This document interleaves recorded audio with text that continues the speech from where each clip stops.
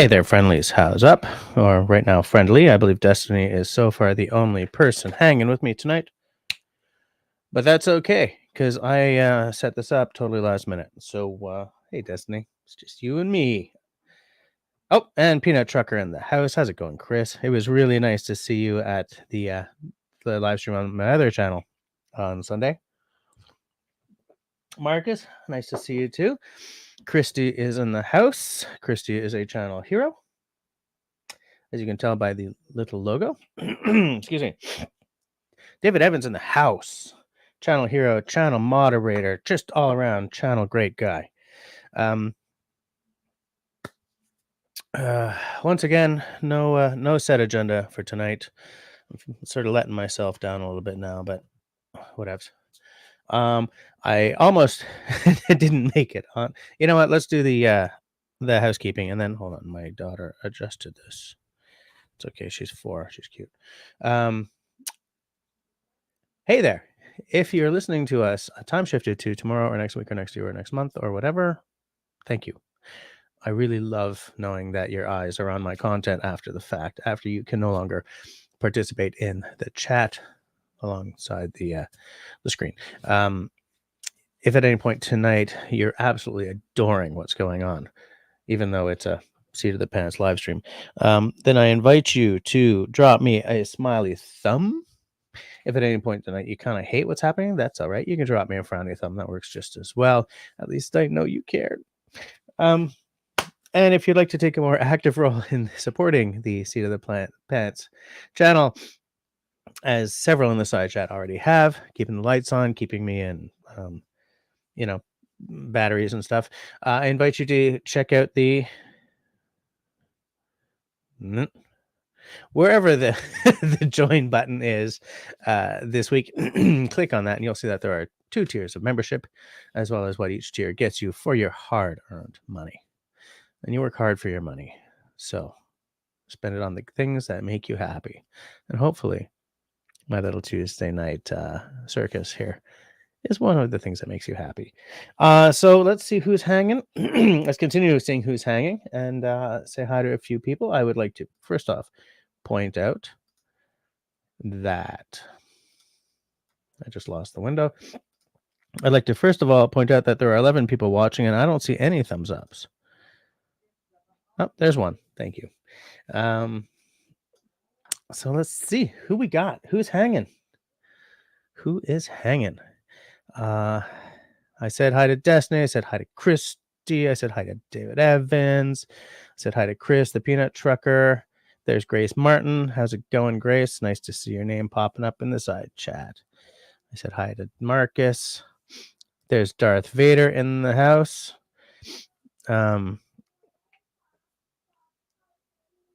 Is all who we got? We got 11 people. We got some peeps. We got some peeps. Did I miss anyone? Hey, homie Omi in the house. Nice to see ya. Oops, I'm clicking on the wrong. Homie Omi in the house. You buy any cool stuff lately, homie Omi? You know, Lord Vader, I had a small conversation that at work with a buddy of mine who's been my friend for like 30 odd years.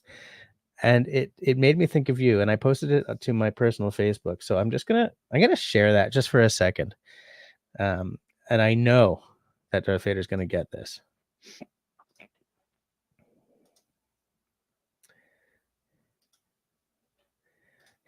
So this is a conversation.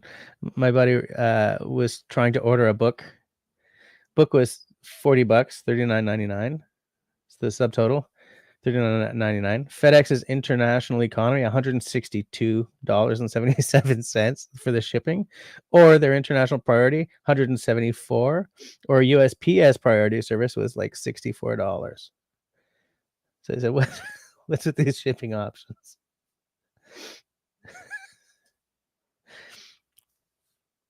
Anyways, I thought it was a funny little moment because that's the way we talk. Nobody has to think. It just sort of pops out. And it made me think of you, Darth.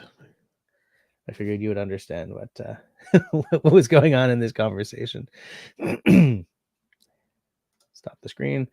Bring my Bring my big old head back into focus here.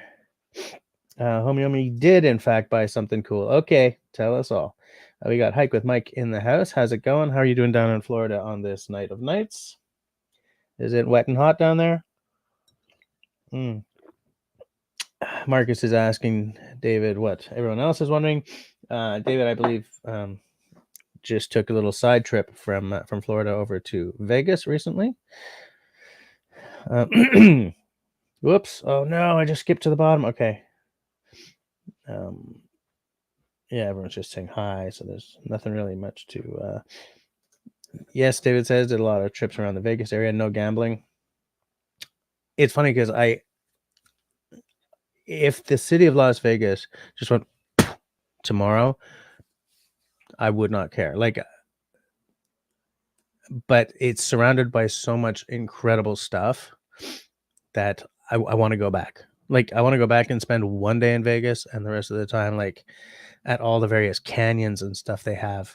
When we were there a few Novembers ago, and I shot that series, what I called the Southwest series of us in and around Vegas. I want to see more of that stuff. I want to see more, like Red Rock Canyon. I just got to see a little bit of, and the Grand Canyon we got to see a little bit of. There's, Vegas is surrounded by some incredible stuff. David doing the God's good works, right? Reminding everyone to hit that thumbs up. And are people doing it? Not so far. I've still only seen like one thumbs up, but maybe I got to reload or something. Vader throwing a thumbs up. So yeah, I'll reload that page. No, I don't want to reload that because I might lose the side chat.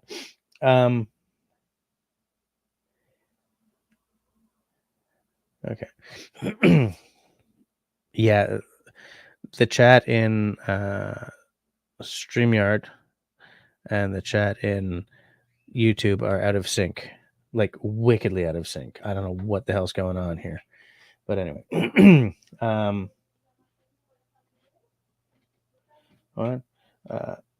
Oh, you put up a short on your channel. It's a Lon Humphrey custom Bowie knife. Okay, I'll check that out.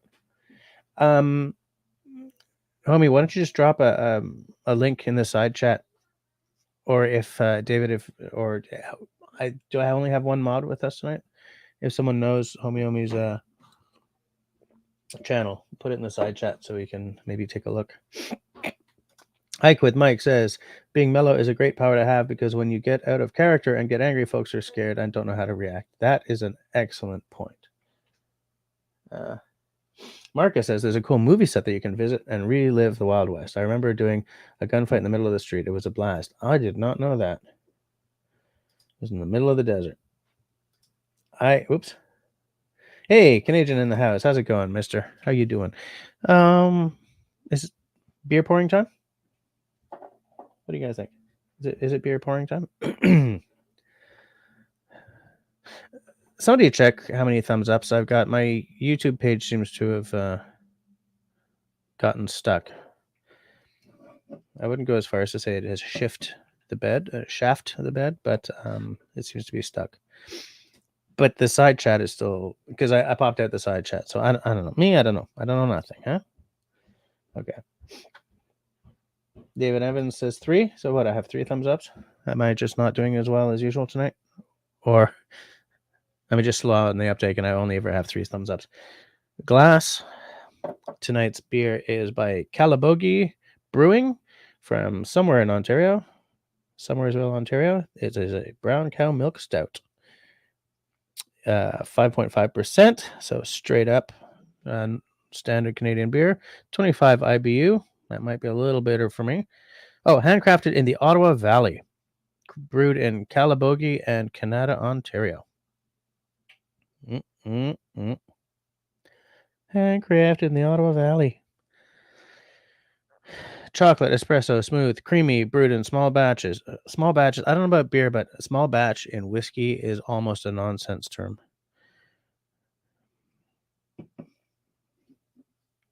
I'm about to open this. I had to open this biznatch wide open.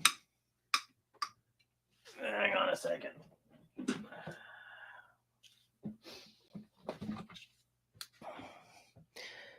Condensation is making it too hard to get a grip on the tab, so a little bit of a crowbar action, a very light crowbar action, because I didn't want to torch the point on that baby. Excuse me. Serge's not around, so I should be okay for the pour.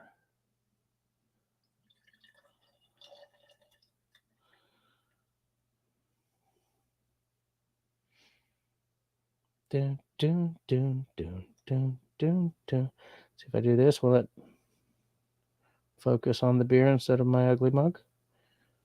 Dun, dun, dun, dun, dun, dun, dun, dun, dun, dun, dun, dun, dun, dun. Look at that color, boys and girls, ladies and gents, women and men. Oh yeah, that smells nice and chocolatey and espresso-y. Gonna give it a little taste.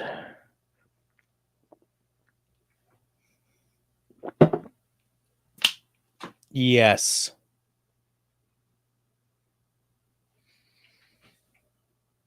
Yeah. Oh. Dark chocolate, espresso, creamy, mouth friendly. Oh. Hell yeah. Oh, that is singing my song. That is right up my street.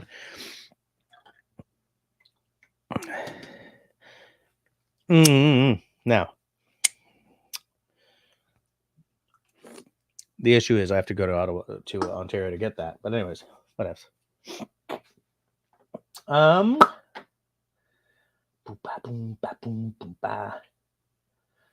Christy re-entered, and now it says 14. Okay, yeah, my page is still stuck at 1, but that's good. Homio's channel is just Homie Omi. Oh, Canadian says that, excuse me, that this brewery is right next to his grandson's karate dojo in the Ottawa Valley. I'm not going to ask if it's in Canada or Calabogie, because we should not get that exact. David also said sees 14. Okay. Looks like used motor oil. I love me a stout. I love me a porter. I like it. Off-grid recon in the house. How you doing? How's the weather where you are tonight? 5W20.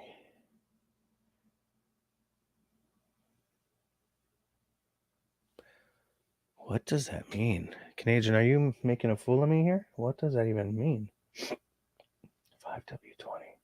Is that something about the beer?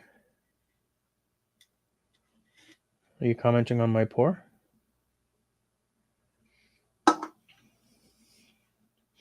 David says, a little birdie told me just lit his lantern in the basement while his wife was not at home. It was glorious, and I didn't burn down the house. I was so happy to have that thing lit. Country boy. Damn, I'm late. Went for a couple of beers with some of the cool kids from work. Howdy, everyone. It's okay. Man, I was almost late, too. Right before this little meeting we're having here, I had a governing board meeting for school because, again, I'm the chair that they keep acclaiming me, even though I keep saying I don't want to do it. But anyway, we had a couple of city councilors in to explain. They're putting in a bike path along the school, along the road where my kid's school is. And I'm fine with that. I fully support bike paths. But the way they're doing it, I have some massive issues with. And so, and the principal did as well. And so we got, they're sort of in the consultation phase, but I don't think that was a consultation. I think they were in the informing us of their fait accompli, whatever that is in English, their done deal stage. And I don't like it. It sounds unsafe. But I'm not gonna like whinge here because you guys don't care about a bike path and a school in a, for most of you, foreign city. But it doesn't matter which way your politics hang. The people at City Hall, or your, the legislative assembly in your province, or the capital of your nation, they're always just a little out to lunch. Anyway. Marcus, I think you're right. I think she was home. And I'm surprised that I didn't get like, what's that smell? Because here it smells, but like when I went upstairs, there was no smell of burning anything, and it wasn't like a big smell. It did flame up quite a bit though. That was fun. I mean, I also had an extinctor right next to me. So I mean, if all went sideways, I would have. That would have made for a killer live stream, though, right? Can you imagine? Oh, Mike says that is singing my song. Love it. Yeah, sure. Okay.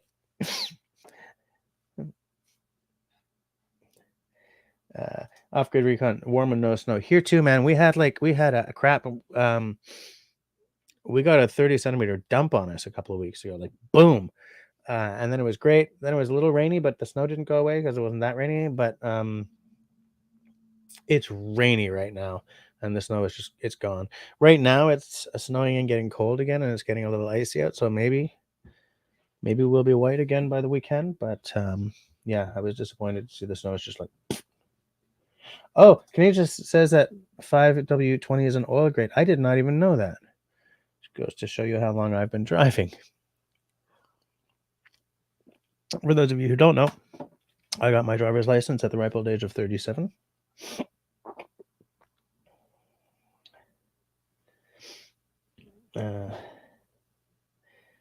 Yeah, and Homie is also saying that it's a motor oil. Yeah, I did not know that.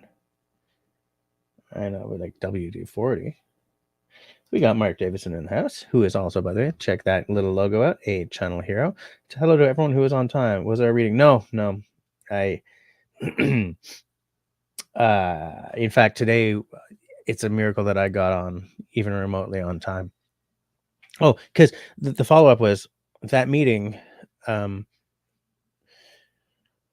consultation part, which is really them informing us part with the city councilors, I think went a little longer than they were expecting it to, and it definitely made my meeting drag. So like I was running to, to get set up for this tonight. Anyways, elected officials, they keep forgetting that they work for us. And again, left or right, it's the same story. So whatevs. Anyway. Oh, okay, good. David has done the good works again. So I'm going to right click on that address so that I can watch it later. Where the heck is it? Oh, there we go. Open link in new tab. But I'm not going to watch it yet. Don't play. Wow. Hey, homie, like they can't hear the sound if I play it, if I share it now. But do you mind if I share it anyway?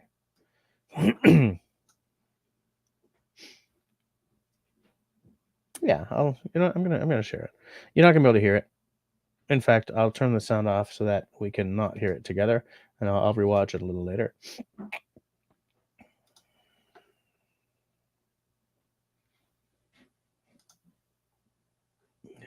There it is. So yeah, we're not gonna be able to hear it, but look at the size of that. What I like about that, I've never been a big Bowie knife fan because there's something about the clip point or whatever the point is called. But what I like about that is how it's got sort of the unfinished part where it's not ground. And I love that handle. Huge. Holy crap. And nice choil on it. Looks beautifully made. Looks like a terrific.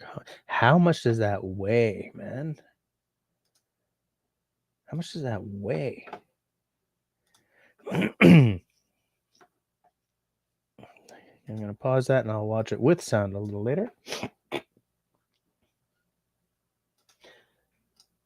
stupid is as stupid does. Yeah. I mean, we're gonna back away from it wasn't political because it's not. It's literally just a part of sitting in an assembly. But what? You never mind how my politics. Okay, fair enough. Never mind. Hey, Austin's corner in the house. Click. It's been a minute. Nice to see you. Got anything really interesting happening, Austin?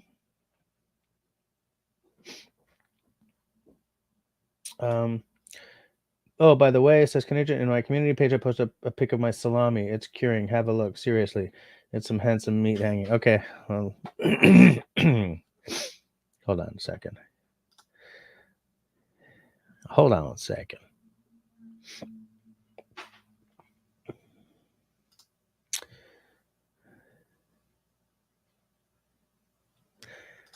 Go to channel. Okay.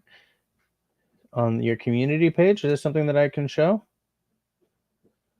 Wow, that's a lot of. Hold on. That's a lot of salami, dude. Hold on. I mean, may as well present, right? I mean, we're sharing the the images. So, what do you start with when you make a bunch of salami like that? Like, how much meat do you start with? And like, how many hours does that take? Is that an all-day job or what?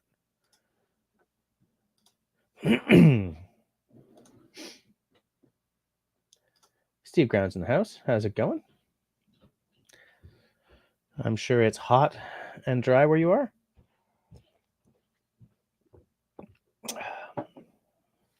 Man, that's a good beer. Jeez.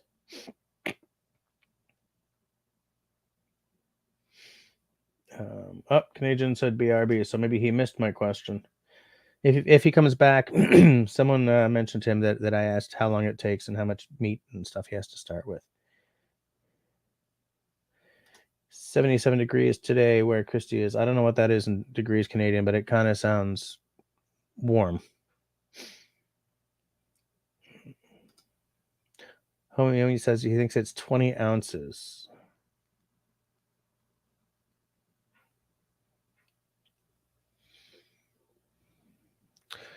So, how many ounces to a gram? Like, how many ounces to a pound? Just politically charged music. Fair enough. Austin says, not a lot at the moment. Made some fun gifts for Christmas and have been making venison jerky. I love jerky. I mean, I shouldn't eat a lot of jerky. Well, no, I shouldn't eat the packaged stuff you buy at the gas station for two reasons. A, it's shite, and I'm not demonetized. It's fine. It's fine. Be careful, Jess, for God's sakes. And B, it's like smoked and cured and everything. But there's all this chemical additives and stuff. Yeah. You made 60 salamis? Nice. I love that stuff. I should not eat it, but I do love it. Off Grid Recon says what I'm sure I and several other people here are thinking. 2 shoulders and 2 legs. So there's a lot of yeah, as Chris says, holy sausage. Wow, 2 full days. Okay, so Jerry, one day I got to have you on screen so that you could just go through the entire process. I mean, I'm not going to like throw a bunch of pressure on you right now because I know that you don't tend to be set up. But let's talk. Maybe we can do like a panel discussion or something about DIY jerkies and sausages and stuff. See if there's someone else. Okay, 35 grams to an ounce. Oh, so that's a heavy boy. That knife. What's the steel on that? 1.4 pounds. Wow. Okay.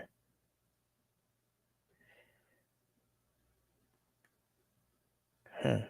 22. Okay, so it's 22. 22 is nice. I like 22. 22 is t-shirt weather, but it's not like sweating, down the crack of your arse weather. Yeah, I think you're right. 22.2 to the kilo.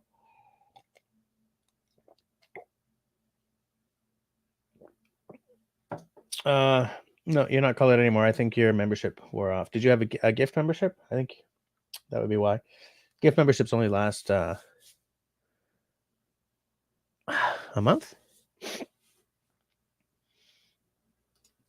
The marinade is very simple, a little heavy on sodium, I guess. Yeah, and I'm not to be boring and old guy like, but I'm supposed to cut my sodium way down.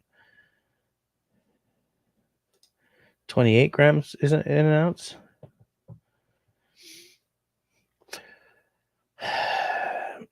Are we mixing up ounces and fluid ounces here, like grams and milliliters? No, you pay per month. Then I don't know what's going on. Check your account. Because like if you paid and you don't have the color, then that's a problem, right? Then YouTube's gotta make that better. They gotta make that good. 50 to 100 tool steel. That is not a steel that I am familiar with, but I'm gonna look it up. So Austin, 2.2 pounds to the meter. Grace is talking weight, not volume. Yeah, but I was wondering if it's like 28 milliliters to a fluid ounce and 20 blah blah blah grams to an ounce, and because ounces and fluid ounces, really, guys. Anyways, it's 566 grams, which is a big boy. That's a big honkin' knife.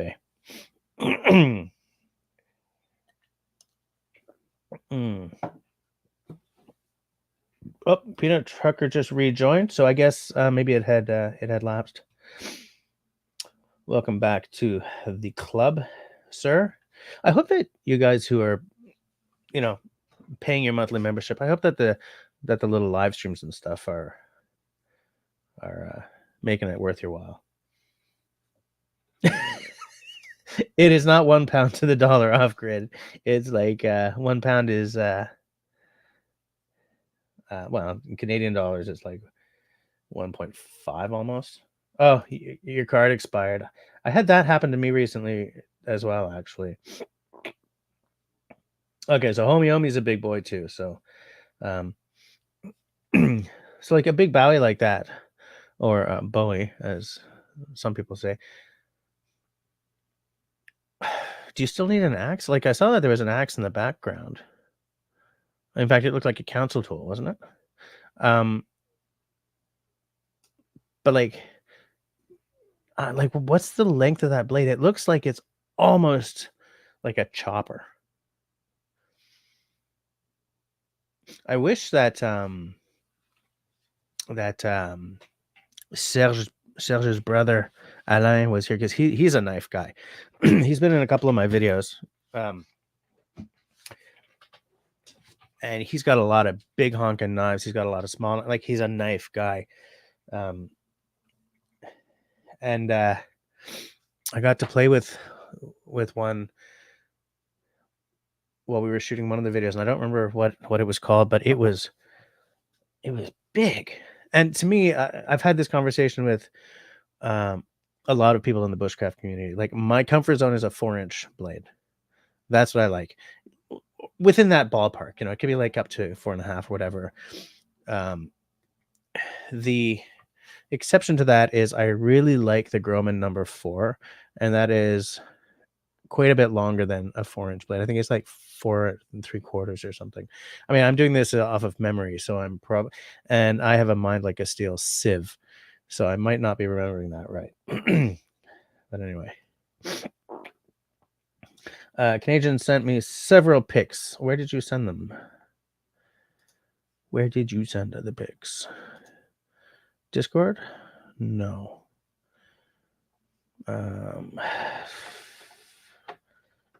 Facebook?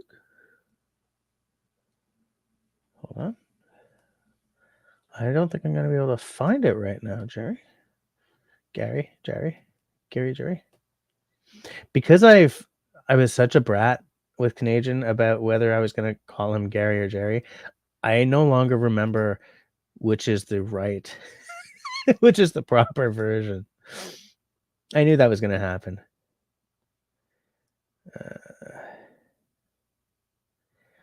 I'm not finding it. I ain't finding it, man. Oh, to my phone. Is that down here? Do I have my phone down here? That might be the problem, Canadian. I think I left my phone upstairs.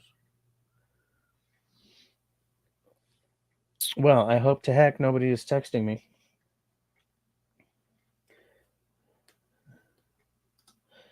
Awesome. 250 Canadian shekels to the pound. Hey, Whiskey Harbor in the house. How's it going, Whiskey? How's it going? David, I don't think he forged the blade. He mentioned the knife earlier, but I don't remember who the blade maker was.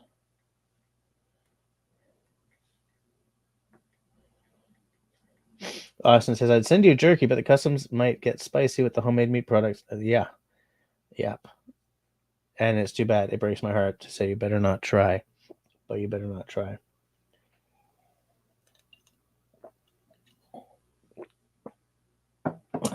Christy is appreciative of Country Boy's humor. Lon Humphrey. Made in Ohio by a guy named Lon Humphrey. Okay. I'm not going to ask how much it cost because I feel that would be rude, but I'm pretty sure it was not a cheap knife.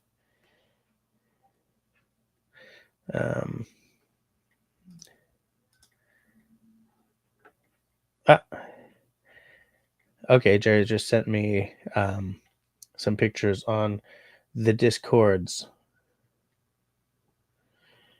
Canadian, I'm going to try to share that without showing your name, your actual name. Give me one little second here.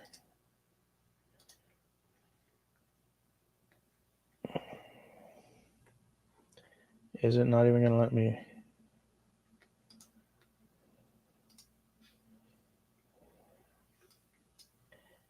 I don't think it's going to let me show. It's not going to let me share without showing your name, dude. Oh, and he can't even hear me because he's gone. Screen sharing was canceled. Yes, I know screen sharing was canceled. I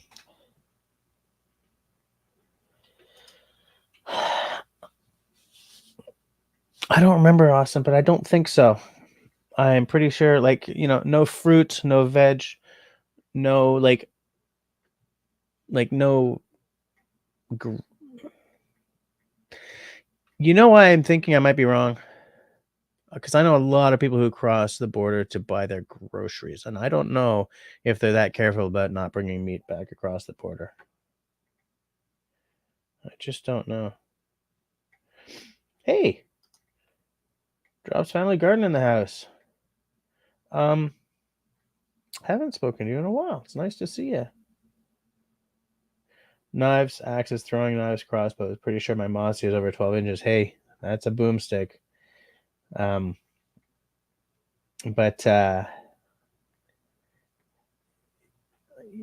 just trying to think. Like, I don't think I've ever seen any images of your tools. But Peanut Trucker says Canadian is awesome. Yes, I think you're right.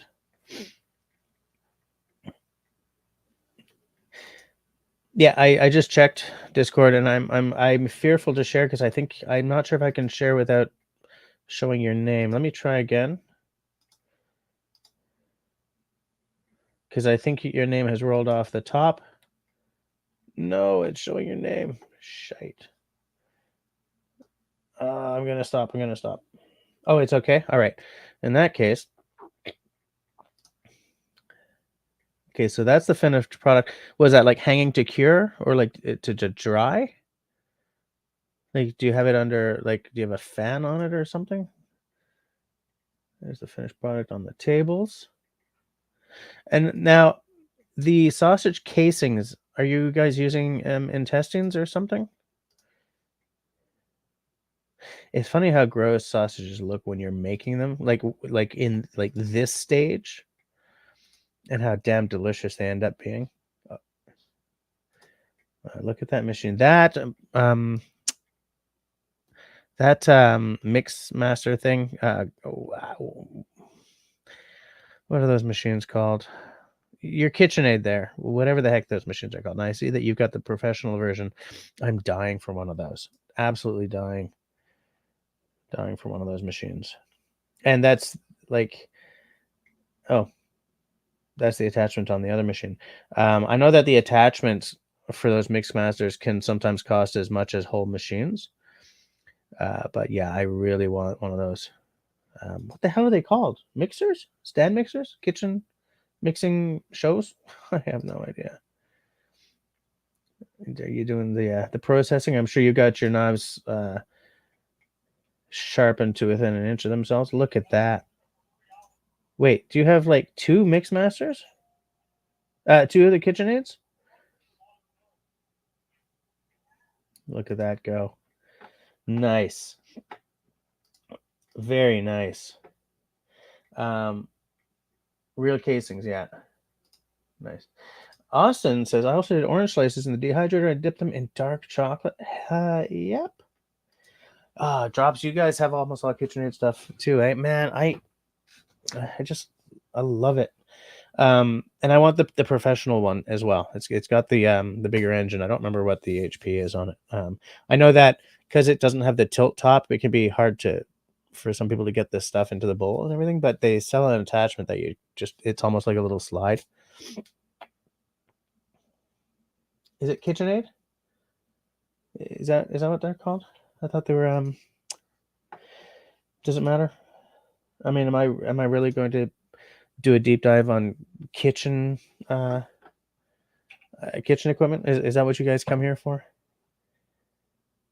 But I think you're right. Maybe it's KitchenAid. I don't know. Stand mixer. Yes, that's the one. You guys have one too, eh? You grind your own ground beef? Yeah, I would love to. Yeah, definitely not too shabby, Jerry.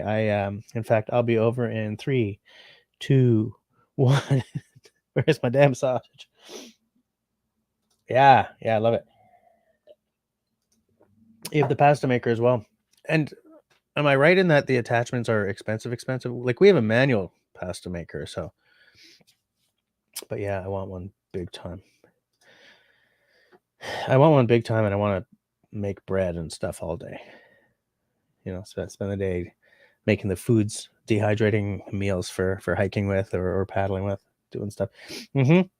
Yeah, it looks like everything related to them is pricey. So, but like I wouldn't need, like I wouldn't see myself buying all the attachments or any of that stuff. I don't have the interest, and also everything related to that machine takes up a lot of freaking room. My sister has one on. No, sorry, my fiddler has one of them on like a kind of shelf that you open the bottom, like an under the counter cabinet, and this shelf just comes up. So like he doesn't have to worry about taking the thing and finding it. It just lift it up, locks into place, use it, and then put it right back down, which is the ideal, I think, for because we have a small kitchen. We don't have room to hide one of those. Oh, yeah, the food processor as well. Our food processor. No, food processor is the one with sort of the round blades, right? And it's sort of squat. The tall one, here we call it a robot, which is weird because that's robot. I think blender. We have a blender by this Italian company called Smeg, and we have 2 Smeg things, and I cannot wait for them to finally just die so that we can move to something more affordable like the KitchenAid. They cost a mint and they're not worth it. Because like I would love to make some pemmican, a little supply of pemmican for 10 days in the bush kind of thing. And I don't think that these Smeg garbage are going to survive making pemmican. It's whatever. Norm Abram has a mix master in his workshop. That's a good old school name too. Bushcraft equals KitchenAid reviews. Yeah. Hi, Ian. How's it going? Wow, you guys have the cheese grinder too? That I would definitely want because we don't always do this, but I'm an adamant believer in shred your own cheese, grate your own cheese. I've said this a million times. I don't know if I've said it on this channel, but I've said a million times that the pre-grated stuff comes with this weird like powder so that it doesn't together in the bag, but it does kind of make for a weird effect when you're melting it on your cheese or melting it on your pizza or whatever.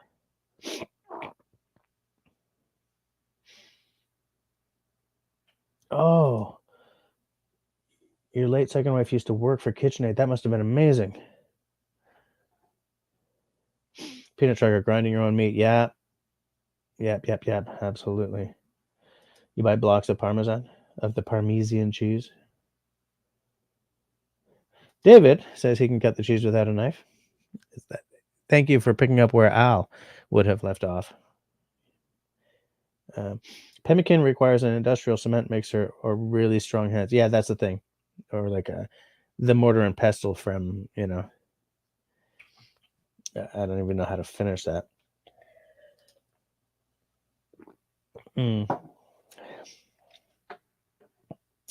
Taking a little taste of the delicious beer. Little fish in the kitchen. How is it going tonight? Did I see that you just reached a membership milestone, Little Fish? How much was that? It was on the Discord, but I don't remember the exact numbers. Marcel, her membership, her subscription numbers are looking really nice.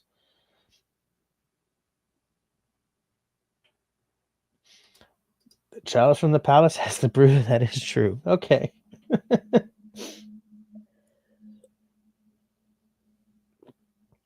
Drop says, why am I laughing about this?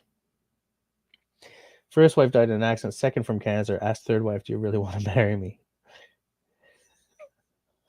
God, don't laugh. Don't laugh. Third time's the charm, though, right? Accident. Yikes. Yes, that was it. You hit 4K last week. Nice. Good job. I shall drink to that, Marcel. Cheers to Little Fish in the Kitchen on hitting 4,000. I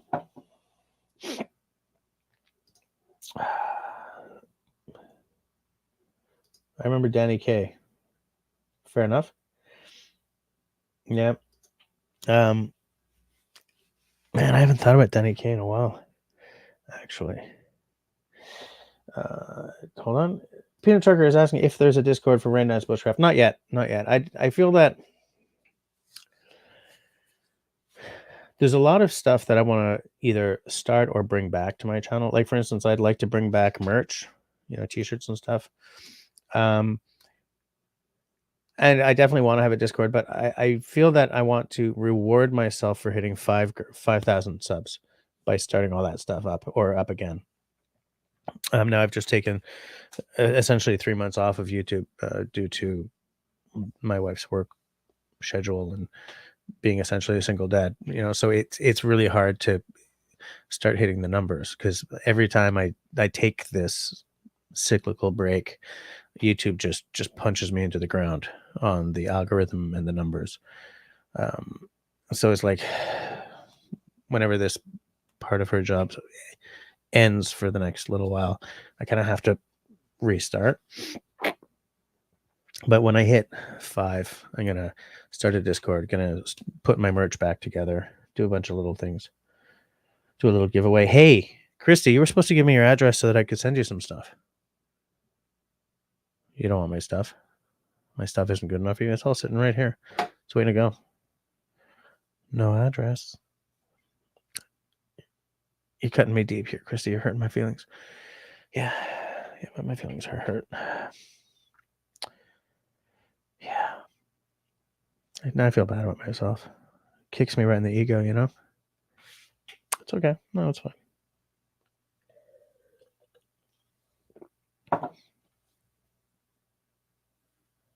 Was it Chris or was it Shawnee now that I'm thinking about it? Somebody last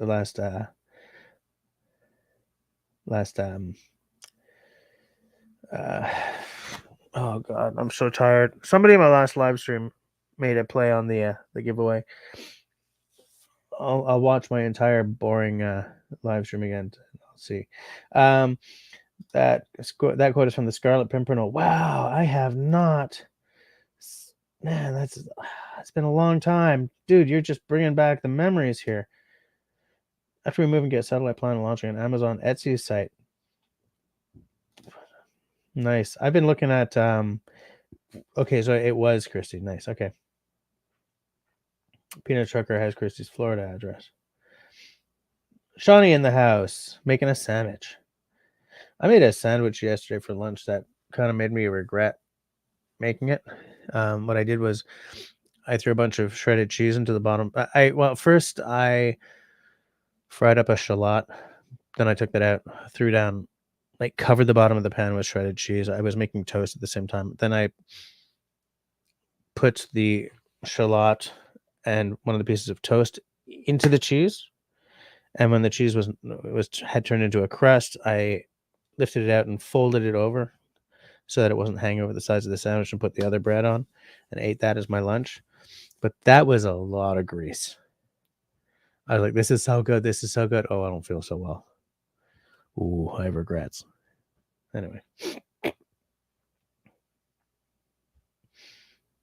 Canadian says that I'm the only person he has on Discord. Yes. I'm so honored. Marcel is reminding us all to hit the thumbs up. I support that.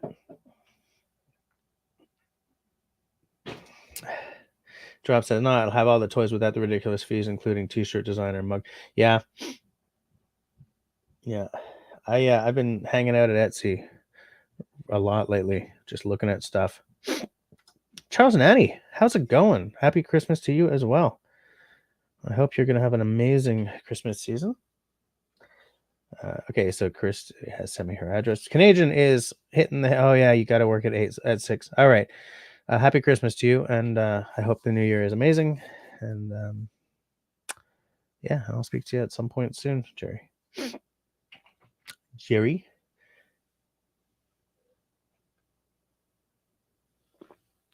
Should I pour whiskey?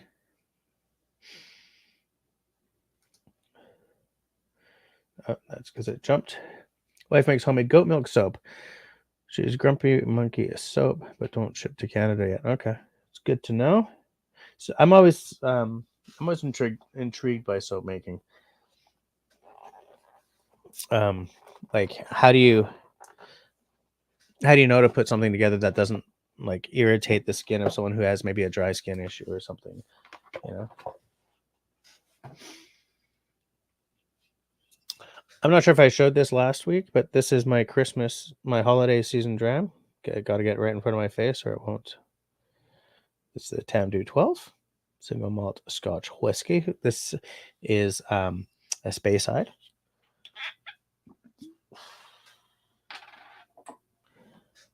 I shot a video of it for the other channel, but haven't put it up yet because life keeps getting in the way. It's a 43% alcohol by volume, which sort of gave me pause. But this is the first Tamdhu I've actually seen in Quebec, so I bought it anyway, and I don't regret it. I'm not angry at it.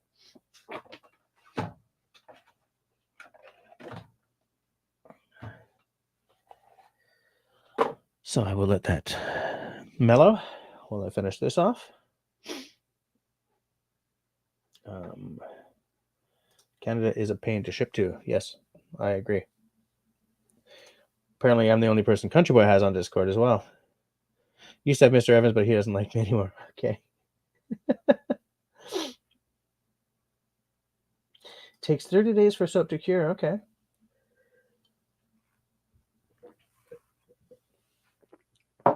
Okay. That's good to know.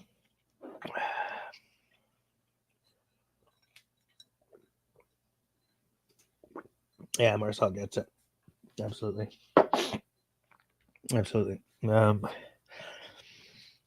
Look, it's frustrating as hell, but I knew what I was getting into when I I knew I was getting into when we decided to have kids and make it a long-term thing. So it's hard for me to really complain, you know. You're both medicinal herb people. You do only natural. Fair enough. I like to do a natural as often as possible as well for whatever it is. I like to eat organic when I can afford it. Now, the one thing is in Canada, organic milk is a bit of a waste of money because the laws here ensure that a lot of the stuff that would make me absolutely buy organic in the United States just doesn't happen here. Like there's no growth hormone or anything like that. Peanut Trucker is having a late night snack, jalapeno spam with barbecue sauce. I didn't know that there was a jalapeno spam.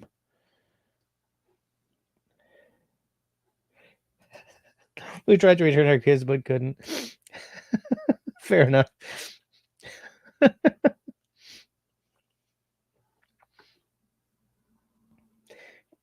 Christy is impressed, or let's stick with impressed, shall we? Impressed by Chris's late night snack. Is it that late where you are? No, it's only 10 o'clock, or almost 10 o'clock. It's only like 9:53. I don't remember where you said you are at this point in the US, Chris. What? There's a spam cult out there? Yikes. Oh, she does make soap for eczema. That is good to know. Maple spam?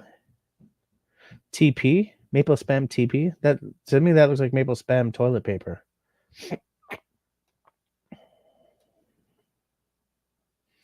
Country boy likes spam a lot, apparently. The jalapeno might make the spam edible. Oh, you're in St. Louis tonight. Is that St. Louis or St. Louis? I kind of think it's got to be St. Louis. Let's give it a little sniffy sniff. Not all of you know this, because not all of you hung out with us. On Sunday, on my other channel, I did I have this super irregular whiskey tasting live stream series with my tasting panel is Mr. Mike Morton, who is not a nobody in the bushcraft community. He's a friend of Joe Robinette's. He's been on some of his videos. Mike doesn't really do YouTube anymore, but he's fairly active on Instagram. He does a lot. He's very knowledgeable about winter camping, for instance, and he's been on some of my my panel discussions in the past. And the other member is Scott Green from the Dorina Harvey band, which if you're into Celtic music, you probably know. If you're not into Celtic music, you know what. They do have a viral song on TikTok where like young women will be like standing there in civvies and then like do this in front of the camera, and suddenly they're dressed in a pirate get up with a sword. That's Dorina's one of Dorina's songs. But he's also Cocktails at Home on like TikTok and Instagram and YouTube. Like he does a lot of cocktail videos. And so we did that, and we drank some cool drams, one of which, this isn't why I started telling you this story, but one of which is this Floki from Iceland, which I mean, it's a Icelandic single malt, which tastes like a farmyard. It's crazy. But this isn't why I started telling you guys about this. And it's gone. And I don't remember why I started it. And now I'm grumpy about it. So grumpy. Can you tell? I'm so... Why was I don't remember why I started this conversation. It was a thought sparked by this.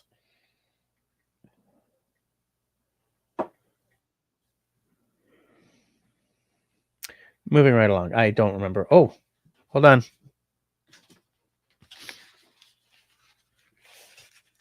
Okay, I am prepared.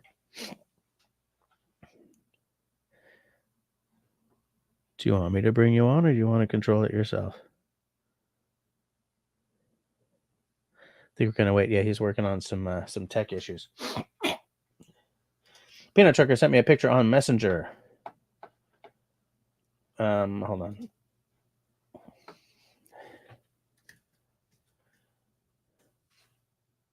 Let me just check it. Let me take a look. Chat history is missing. I don't care. I don't care. Now, did you send it to Raindance Bushcraft Messenger? Don't ask me for my PIN. Yay. Stop. Stop bugging me. Where's my damn messenger?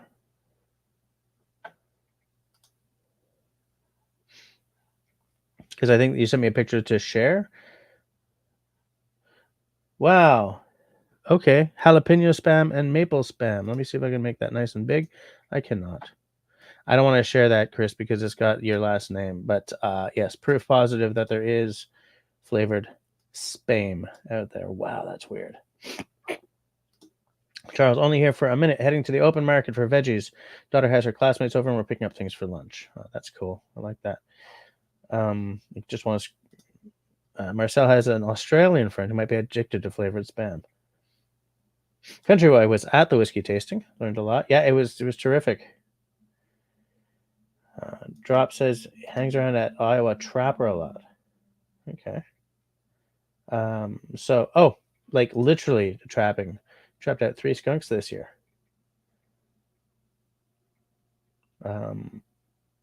That must smell terrible. Like I've dealt with skunks in my backyard before. It's like, oh, come on. Oh, they like to steal eggs. I am not completely surprised by that. David has shared the link for my Sunday whiskey tasting live stream for anyone who may be not necessarily a booze hound, but anyone who might be interested in that. It was fun stuff. I like doing it. Oh, Peanut Trucker says everyone already knows your name. Okay, in that case, I will show the. There's a screen there. Is it that the one? Nope. Is that the one? Nope. Is that the one? No. Is that the one? Yes. So there you go. Flavored spam. Jalapeno on one side, maple on the other. I did not even know about that, man. I did not know that they made flavored spam. Chris says it was a very interesting whiskey tasting live stream. Well, it was because, I mean, none of us were expecting to like this Icelandic one. We all thought it was going to be like this totally simple thing because it's only 3 years, this and that. And then we sort of popped it open. I was like, no, that smells interesting. And then we had a sip and we're like, what is going on? It was amazing. And so like now, I should have poured that for tonight. It was so enjoyable. So good. It's 10 o'clock. So I'm going to take a sip of tea to cleanse the palate.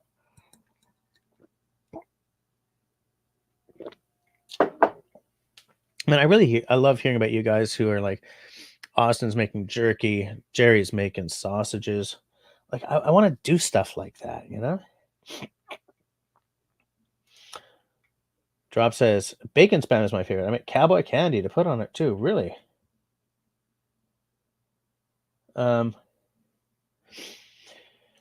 Marcel says, how long am I going to be on? If you're on in a minute, I'll have a wine. Yeah, Marcel, I'm going till 11. I always go from 9 till 11. What I used to do, or what I do when I have time, is 9 to 10 is quite structured, and then from 10 o'clock onward, it's kind of a free for all. Sometimes I'll just drop the address in the side chat for anyone who might want to come on and chat for a minute, or like Russell will come on and spend the last hour, talking about some cool stuff. Country Boy says that my friend Scott seems like a pretty cool dude. Well, he is for 2 things. He's a Newfoundlander, so nothing stresses him out. And B, I mean, the guy lives playing guitar on stages throughout North America. So. Hey, how's it going? Hey, is that on? Yeah. Yeah, sorry, we're having technical issues. That's fine. I mean, Hey, Jess. How are you doing? Good. How are you doing? Living the dream. Thought I would crash the party tonight. Hey, if I had known you were going to be here, I would have brought down tequila. I bought some cold tequila when I was in Mexico. And Come on. yeah. Go. Gadget. No, because look, I've already poured a whiskey. Mm. So Yeah. Moderation. Just mix them together. What? Moderation? yikes. Mix them Moderation. together. Yikes. Holy crap. Kristen says, wait, hold on a second. I'll get to that in 1 second. We're talking about all this KitchenAid stuff and says- spam and Yeah. Christy's telling Marcel to get the wine to celebrate having 4,000 subs. Marcel's kids are out of school, so you can actually sit down before the end. And Christy says hi to Alicia. Although, are we using... Is it okay to use Alicia's name? I always use City Girl when I'm talking on the... I'm just going to try No and worries. change the camera setting here because it looks weird. No, that's I just do you, it. Russell. Marcel says to hi to both of you. There we go. Hi, Marcel. We're in a white. Hi, Marcel. Congrats on 4K. Yeah, congratulations. Yeah, that's cool. I like that. Look at us all set up for Christmas. So we'll be There's a cleaning Christmas up tree freezer. behind City Girl's head. Great. Oh yeah, looking good back there. Nice work, guys. Drop says that Russell will be the moderator. That would be... Actually, you've done some cool moderation every now and again. Like, I don't notice that someone does something stupid and you sort of drop the hammer on it. So, I mean, it's not that weird. That's just... What is he saying? Moderator for what? What I think because maybe David... Has David gone to bed? Oh, I did don't David know. leave? I don't know. He hasn't said anything in a while, so either he's fallen asleep or he's gone. I mean, I'm saying that like I don't fall asleep sitting at this computer all the time, right? I'm like, haha, maybe he fell asleep. Actually, that kind of hits close to home. Oh, no, he's here. He's there. There you are. So, Russell, tonight's whiskey is the Tamdu 12. It's my Christmas jam for this year. Oh, yeah. Check out this bottle. Ooh. Right? Very curvy. Like, how Art Deco is that bottle? City Girl has been known to buy an alcohol based on the shape of the bottle. Oh, absolutely. Yeah, I bought some champagne this afternoon based on the look of the bottle. That What'd you was buy? pretty cool. You should grab that. It's a What'd you Prosecco. Hold on, I'll go get it. Prosecco, so it's Italian. Yeah, show it. Yeah. But just based Yeah. on that alone, it was, I don't care how it tastes. It's the bottle. Right. Well, I care a little bit how it tastes. David's just being his shy, bashful self. Of course, David. Absolutely.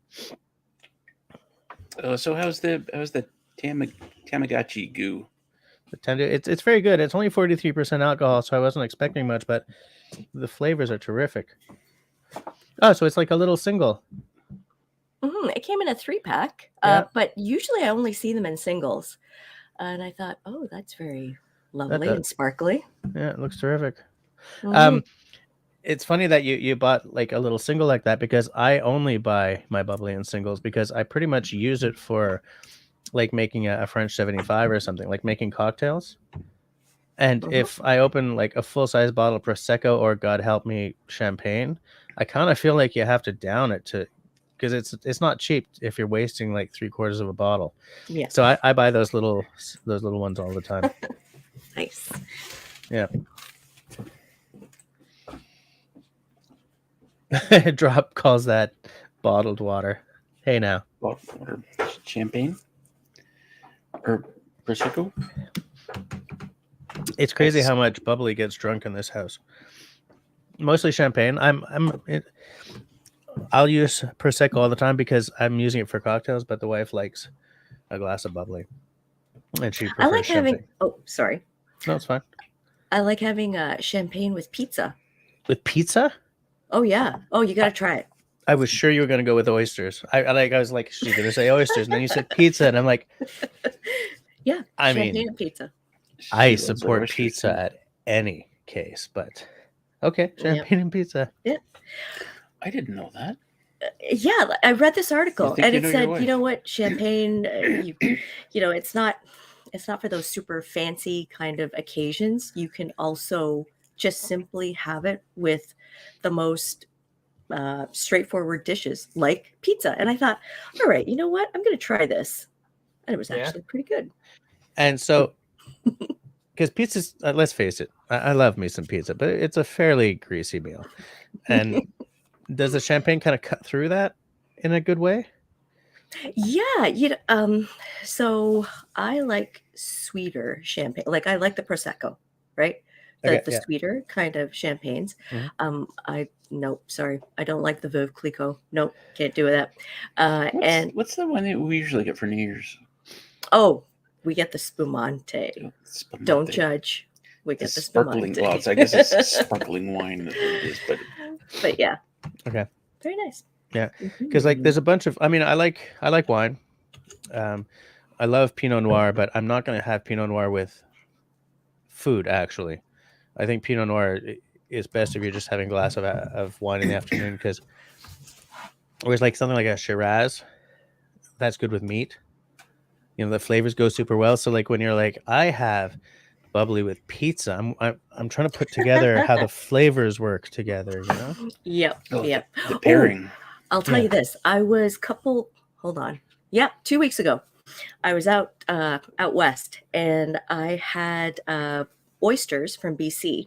Yeah. And I thought, well, hold on a second. So I looked at their wine list and then I picked a rosé from BC as well. Mm-hmm. And the rosé, for me, it cut down on the brininess of the oysters. Yeah, and it worked really well. Do you remember what the rosé was? Where it was from? Like which winery? I don't mean like where it was. No, I don't know. I just know that it was a BC Okanagan. Yeah, because I've probably been to the winery. I've been to almost all. Well, no, because they keep opening them. But I've done a lot of wine tours. Because my dad lives in Penticton, so I'm not being jet set by doing an Okanagan wine tour. It's just we're there. My wife loves wine. I like wine. Better do a tour. And we try to sort of go to places we haven't been before. Mm-hmm. You know. So there are a couple of standouts. There's a couple of places we hit every time. There's this place.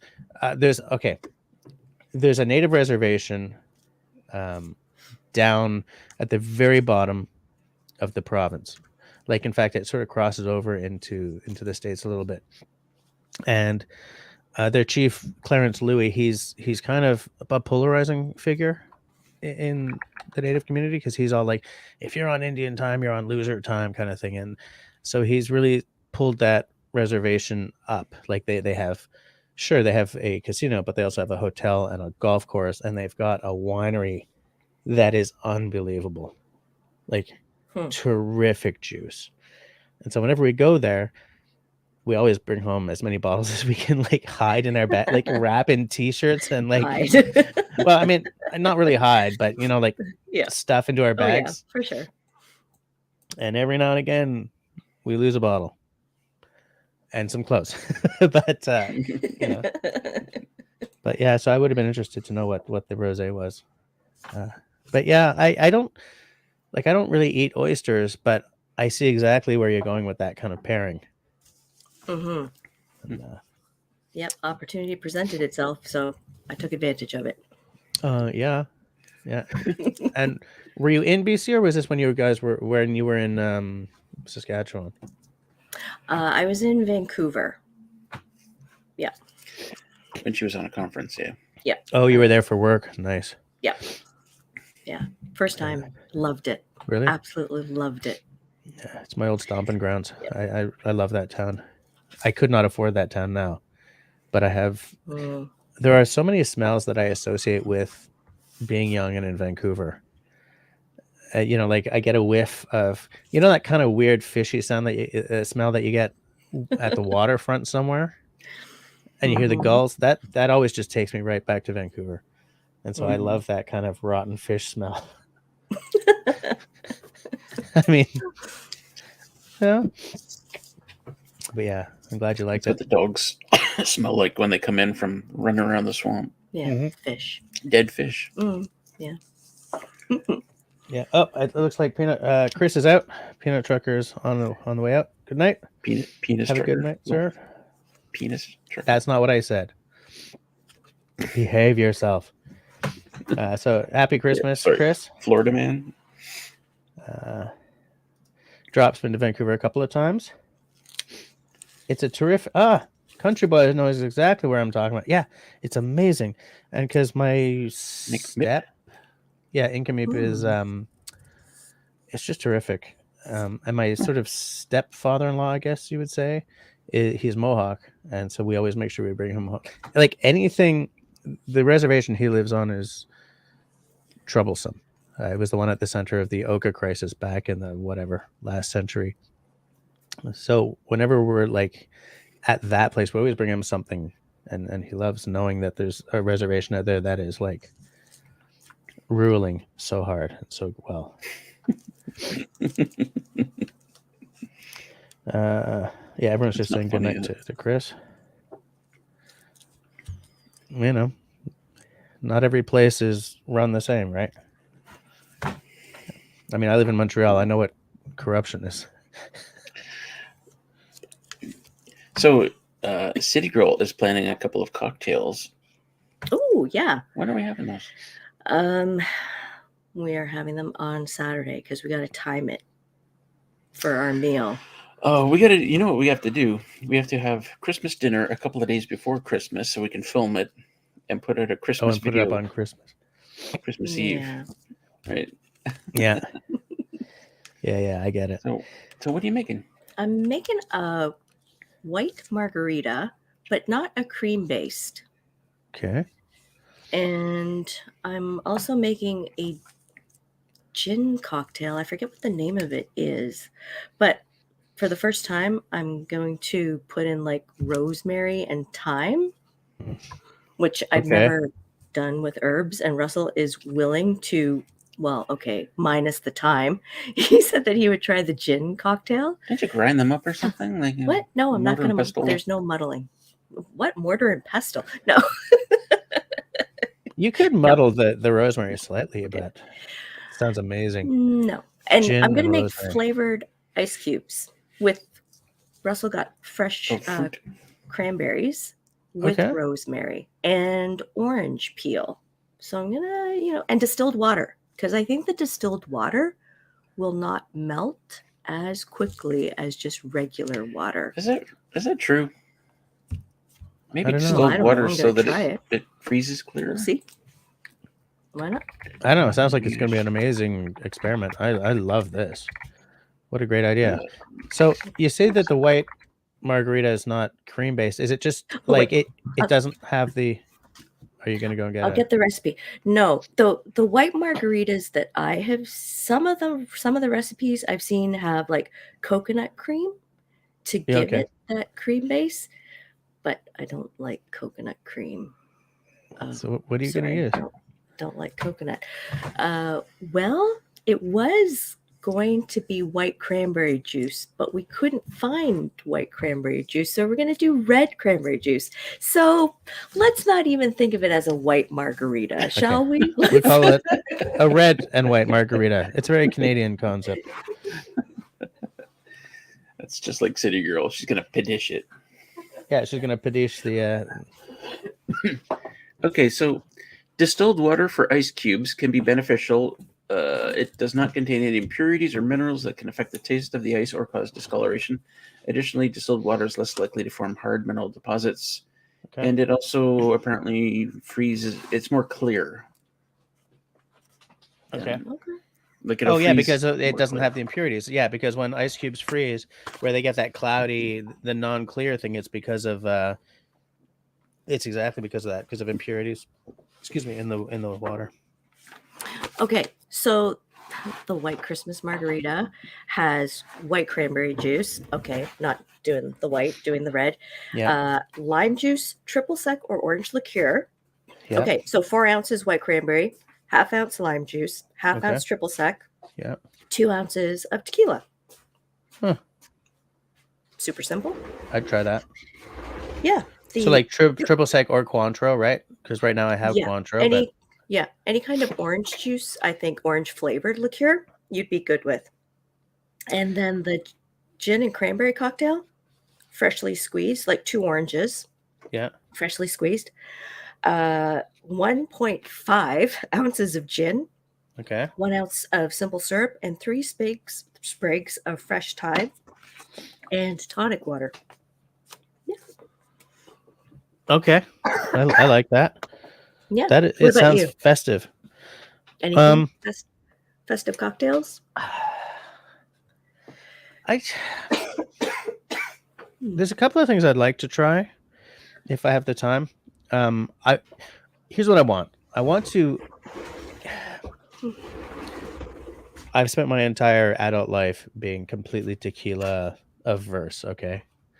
It took me until this year to get over that. I have a cousin who, she was married to a Mexican, and learned Spanish. Spends a lot of time in Mexico. In fact, her son currently plays professional football for a Mexican soccer for a Mexican team and stuff, soccer. Right. So, and I have an uncle, and he and his husband have a B&B in Lunenburg, and they just sold a small hotel that they built in Sayulita in Mexico. So I know people who know tequila, and so I finally said, "Listen, there's a hole in my." I called my cousin, and said, "Steph, there's a hole in my cocktail making. I want to make a few tequila cocktails, but I need something good because I hate tequila." And she said, "I got you, man." And so my first tequila that I ordered from Alberta, because we have nothing in Quebec, was La Gratona, which has no preservatives in it, right? Like a lot of tequilas have stuff added. Because what I said was, I don't want the toilet water that they give you in a bar with a slice of lemon and a shaker of salt. I said, I want something that is a good sipping tequila. Toilet water.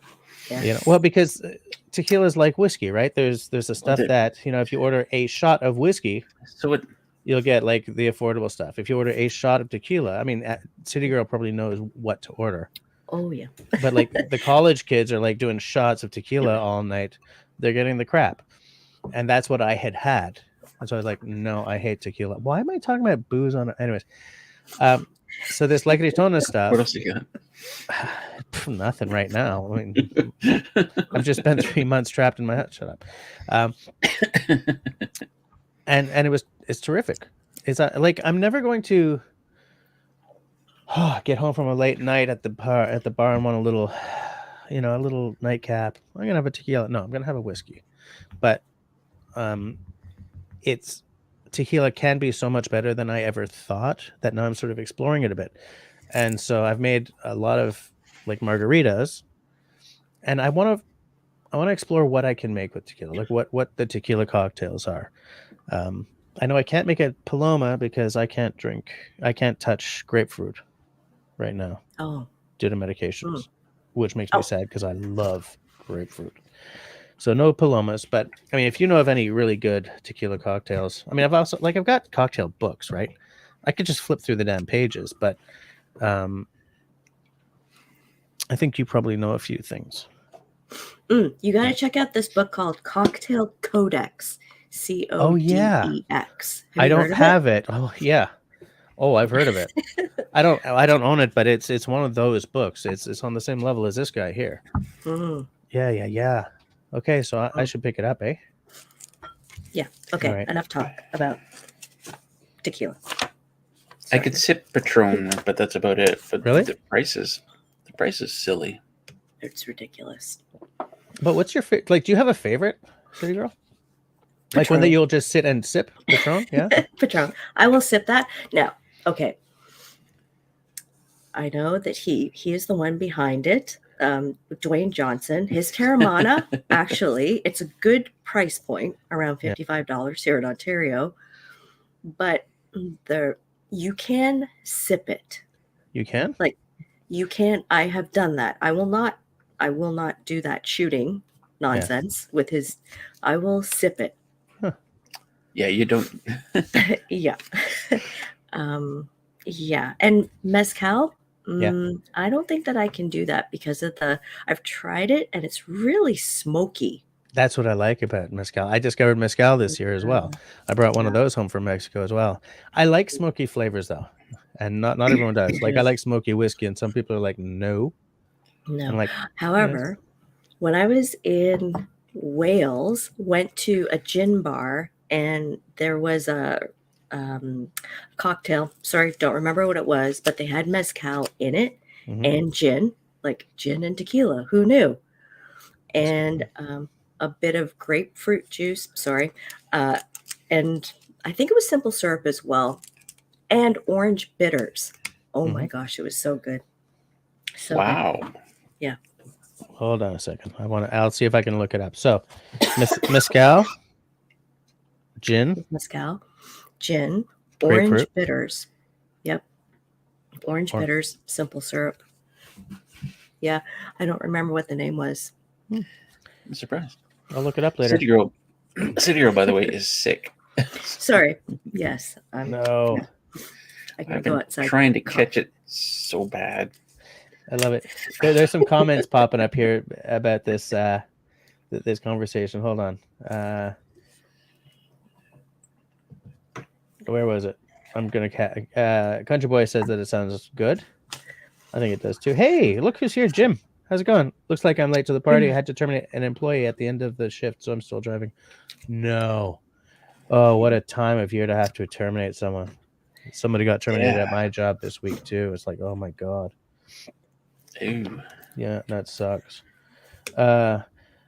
David's asking Destiny if she's buying her Ontario property this upcoming year. Good question. Okay, it's a good question. Drop is, did you tell the employee Merry Christmas to Crumbs? Mark Davidson, Bushcraft Tequila, LOL. Yeah. But Marcel's suddenly craving tequila. I don't know why. I don't know why that would happen. No reason. No reason for it. Yeah. Destiny says, hopefully, got a few off-grid places, I think, but no water source. Also looking at waterfront on-grid properties. Okay. Huh. She's got lots of planned trips to Ontario in 2024 to focus on which area will be the most searched. We'll see. It's so difficult. I was gonna say it's so difficult to try and buy a property when she's in a different province. Yeah, but like, Destiny, why are you looking in Ontario? What's wrong with where you are? Probably pricing. Destiny, what's wrong with you, Destiny? What's wrong with you, Destiny? Nothing's wrong with that. Russell, behave yourself. There's nothing wrong with Destiny. Well, like she's like, we. But look at Drop. Oh, sorry. Can't drink tequila or vodka. Both give me a headache, memory loss, and my clothes fall off. Tequila has that effect on a lot of people. She's also spoken to Amish log house builders about crossing the border with a log house built. Not sure we like the burnt log exterior. The what's it called? Sukiban? What does that mean, crossing the border with a log house? What does that mean, Destiny? We have Amish in Ontario too, you know. Do they make log houses? And they're very good people, I'm sure. They're just as good as your Amish. Well, it's good that you said that because David is on the same page as you. He's going to get the name of their neighbor's log cabin builder. They're not. It reminds me of that Weird Al Yankovic song. Living in an Amish paradise. Yeah. Yeah. Man, I had that song stuck in my head for like 3 days. Sing something for me, quick. Can't do it. Okay. You know that song? Feel good. I don't know if it was Guess Who or Bachman Turner Overdrive or like his solo, but remember that song? These eyes, I'm crying. I had that song in my head for 6 months about 15 years ago. 6 months is a long time. Awful. Like every time I turned around, it was back there. And I was like, stop. God, just take me now. It's the worst thing ever. Like, and I don't understand how it happens. You go to bed and you wake up in the morning and the song's still there. Like, it drives me nuts. How does it must tell us something about how our brains work? You just gotta think of another song. The only way to get it out is to try and put another song in there. I find it happens to me a lot often when it's a song I kind of don't know the lyrics to. You know? But you know the tune. For me, that's almost every song. Yeah. Oh, I had a Phantom of the Opera song going through my head for the last few days, but only like one line in the Some song. of the opera is here. Yes. And you Oh, sung me to stop. sleep with it. What? You sung me to sleep with it last night. Did you? I was upstairs. He was downstairs. And he's Right. bellowing out this song. Grace said And it was I the turned Guess off the Who. light. night. Click. Thanks, Grace. So it was the Guess Who. Okay. Yeah. Drop likes Weird Yeah. Al. Yeah, I do as well. He's got some good stuff. Or like like Mondegrains, where you're completely, that's where you think the lyric is something that it's completely not. Oh yeah. All the time. Like for me, my biggest Mondegrain is I wanna rock and roll all night and part of every day. You know that song? It's yeah, not part of every day. That's not what the lyric is. But it's close though. Party every day, but I've had ones that weren't all that close. Like there was that song, and the sign said you got to have a letter from God to get inside. Mhm. I thought it was that for years, and I thought, my God, like the membership to get into this place is ridiculous. How do you get a letter from God? That's a pretty solid song, though. Country Boy says Burton was stalking my subconscious. Yeah, yeah, it was nuts when I think Russell, 4 years ago, the Guess Who played my company's Christmas party, and like the only almost original member of that band left is the drummer. Right, he's been there like for 30 some odd years, and like all the other members of that band have changed, which is the weirdest thing because it's same band name, singing the same songs, none of the original people. It's almost a tribute band. Yeah, it's one step above a tribute band. Absolutely, it's like it's the most They had the corporate drummer. thing. Yeah. If they didn't have the same drummer, then forget about it. It's over. Well, and tell me this. I mean, Burton Cummings' voice is so magical. Like, how was the singer in the band? He was fine. He was good, but he wasn't Burton. He wasn't Burton Cummings, because nobody is. That's the thing. Nobody is. Nobody is. Yeah. I said that about Freddie Mercury for years and years and years, and then this Mark Martel guy came out of nowhere. And, like a shot out of the sun. Yeah. Yeah. It's Absolutely. like Journey, right? Journey, yeah, Steve Perry, for the longest time, left, and then they found this guy in I Arno. think it was from the Philippines. Yeah. Oh, really? Great story. Great story. The one guy was on YouTube looking at people doing Journey covers, and he found this grainy video from this little band in the Philippines. Yeah. Funny. He sent him an email saying, "Hey, if that's really you, you want to come over?" Yeah. Yeah. It must have been crazy for that guy. Oh yeah. But if you think about it, like even this kind of thing even happens with slightly bigger names because Canadiana, but like how Larry Gowan, singing for Styx. Oh, no? Really? What? You guys? What? Larry? Gowan? Gowan? Like Gowan. Gowan. Like the Gowan? Like No. You're a strange animal. Yeah. Yeah. Oh. Singing for Styx? No. Yeah. That's hard to imagine. No. Okay. Hold on a second. Lawrence Gowan. That's like we were watching some show. What was it? Oh yeah, it was the lawyer one. And he's like, "Yeah, I'm gonna put on some Tom. The guy's like, "Funny fact, none of them are actually called Tom." Yeah. I love that. Yeah. Hold on a second. I just want to make sure I'm not ignoring the side chat here. My son's singing along to AC/DC in the backseat. Dirty deeds, dumb Dutch cheese. I always thought it was Dirty Deeds and the Thunder Chief. So, I mean, 30 Thieves and the Thunder Chief. So, I mean, not so bad. Okay. I hate it when people give me alternate lyrics, and those are the lyrics that get stuck in my head. Yeah. A girl named Tom's version of Sin, so I'm hoping is the best version of that song ever. Phenomenal harmony. I don't know anything about it. Don't touch cheese. I love that. Oh no! I also thought that David Bowie was copying changes from Chip and Dale.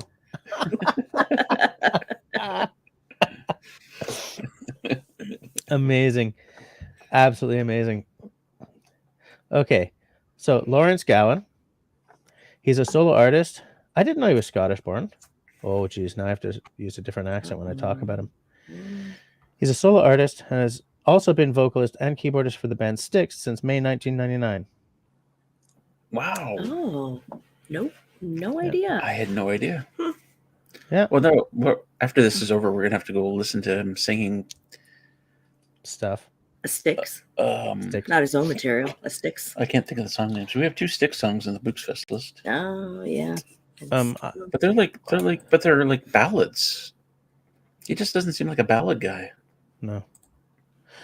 But apparently, someone I know actually saw him in saw them in concert, and like they do some Gowan songs and some Styx songs, or like they do. It's a Styx show, but there are some Gowan songs as well. Oh, that's interesting. I guess that makes sense. Yeah. This is strangely one of the most interesting live streams in a while because, you know, like Come Sail Away. Like in a good way. Yeah. Yeah, because like, I love this kind of stuff. Like, you know, I'm telling you guys about a band that has a huge name. What's it doing playing a corporate Christmas gig? I mean, the company pays well, but the guys that made the band huge aren't involved anymore. It's a funny situation. You know? Yeah. It's like the band has turned into almost a franchise. Do you know what I'm saying? Like, okay. It's true. Like, I find stuff like that endlessly interesting. Like, endlessly. Because you never would have thought of something like that. You know? Like, how many bands lost their lead singer and it's just sort of like, okay, we're done. We change our name or something, you know? Mm-hmm. There's a band I'm thinking about that had these conversations are so much easier before I've had the booze. Never mind. We're just gonna move on because I'm just gonna get like what was it? Forget about it. We're moving on. It's like actors, right? You're trying to think of, okay, where did I see that person? And your mind is like going back and trying to connect. And finally, half an hour later, I figured it out. Or maybe the next day. It's like, wow, I wish I thought of that right in the moment because then I would have been witty. You know what's weird is I can remember Bradley Cooper's name. Yeah. I'm like the worst for actors' names. I can't remember actors' names. I can't remember movie names in the moment. But I can remember Bradley Cooper. And you know why? Because I played hockey for a couple of years with a guy named Bradley. Oh. I was like 7, 8, 9. Okay. How do I remember that guy's name from 50 years ago? I don't know. I thought you remembered it because he's my boyfriend, but oh well. Oh, is that your celebrity crush? He's one of many. He's a good-looking guy. He's a good-looking guy. Oh, Yeah, he is. He's got a great voice and those blue eyes. Just I want to like gotta love them blue take a eyes. swim in them. Yeah, oh, take a swim. Country boy said.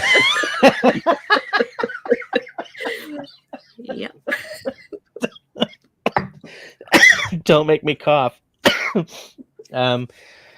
Country Boy says that Gowan is a good singer, but no one can replace Dennis DeYoung. Well, technically, he has replaced Dennis DeYoung. Oh, thank you for bringing that one up, Chris. Yeah, Elton John, Hold Me Closer, Tony Danza. Oh, He's got a bunch of them. Yeah, lots. Hey, Pam's here. How's it going, Pam? Hi, Pam.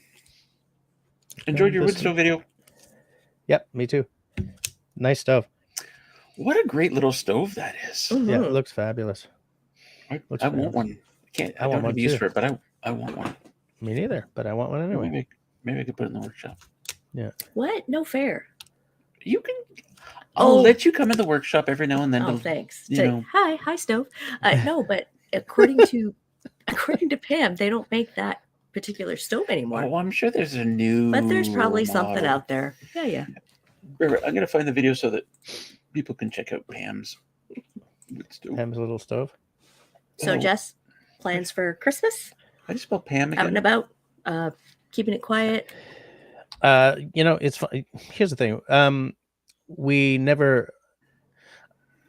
The only year in recent history that we had a quiet at home Christmas was because I had COVID. So, what we do is every year on the 24th, we go to my in-laws for a réveillon, because not everyone here is going to know this, but in French Canadian culture, you party on the 24th. On the English side of the province, you party on the 25th. So we go to my in-laws on the 24th for a réveillon, have supper, party until like 3 in the morning. And her mother is from Gaspésie, the Gaspé, so there's a lot of like seafood, a lot of things like oysters or mussels or lobster. Lobster is very big in Gaspé, but they'll have like tourtière because you can't be in Quebec on a holiday and not have a tourtière. And a tourtière is it's a Quebecois meat pie. Now the really traditional ones will have anything in it from like moose or deer to like. Back in the day, they would have had pigeon and stuff like that, maybe a squirrel. Nowadays, it's like moose or deer, because the pigeons, God knows if they're diseased or not, And then we'll wake up the next morning, do presents for the kids or whatever, and then at 2-ish, throw our stuff in the car and boot it for my sisters, because my mother-in-law lives on the lake in Oka, which is an hour away from where we are in Montreal. And my sister lives on Point Claire, which is a suburb all the way west. So every Christmas, come hell or high water or piles of snow, we have to boot it from Oka down here and then over to my sister's place for 4:30. And then we have supper there. And that supper is your traditional Anglo thing, right? Like turkey and stuffing and the red stuff, the camembert, the cranberries and all that. So, I mean, like, we do a lot of driving. I'm not sure what New Year's is going to look like this year, though, because we used to go to my wife's aunt's place every year for a big party, unless I was lucky enough to be gigging. But they both died. So I don't know what the hell's happening on New Year's. Fest is happening on New Year's. What are you talking about? If I could get away with it, being here all by myself and Books Festing, it'd be so nice. Family tradition, I guess. We're gonna have to build something, I guess, because like, what do you do? What do you do? Like, here's the thing: I've never liked New Year's. I hate New Year's. I hate New Year's the same way I used to hate St. Patrick's Day until I started making bank that week every year. It's just like it's just a drink fest. It's an arbitrary party, and it's just a drink fest, and it's like, and then there's well, I'll tell you what's wrong with that, Russ. I'm going to tell you something. I have control issues, so I don't like getting 3 sheets to the wind, and I have issues with nausea and headaches, so the next morning kills me. Yeah, but it's January 1st. You don't work or anything. Also, I have social anxiety, so I'm no fun at parties. Well, I believe that.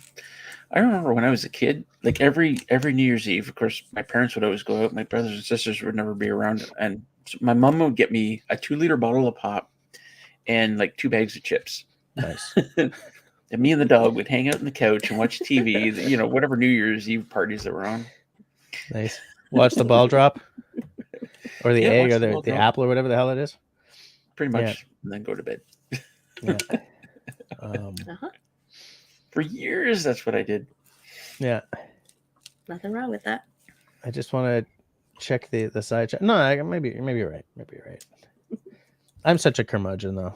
I'm only 51, but in some ways I'm such an old man. Parties, people. I can, like, after 30 years of playing bass, my hearing is so shot that if I'm in a room with like more than 4 people, I don't hear half the conversation. I'm the exact same way. If there's noise, Forget especially about with it. my left ear now, like everything coming through here sounds like it's coming through a metal wind tunnel. Oh wow. So if Okay. there's noise, I'll point my right ear at people, but I still can't hear them because this booming noise coming in here. Wow, that must be so irritating, though. Yeah, it is. Hey, irritating. Irritating. Hey, it's okay. I'm a father. I could do this. I can do that. I got it. Yeah. It's terrible. Dad jokes all night long. Yeah. Yeah. Dad jokes. A little dad'll do ya. Fuck. Did I say that out loud? Sorry, guys. Uh-oh. And I you was swore, I was too. looking at the And then the F-bomb. yeah. I love what Jim says here. No, I didn't miss Merry Christmas, but I did think, hey, one less present I have to buy. That is cruel and hilarious. Grace says, speaking of lead singers, the Marshall Tucker Band. You would think Marshall Tucker was the singer. Nope, just a made-up name. Really? Huh. There's a band that put out like one hit that is hateful, but we play it at every freaking wedding we play. The song is Home by Edward Sharp something. And there's no Edward Sharp in the band.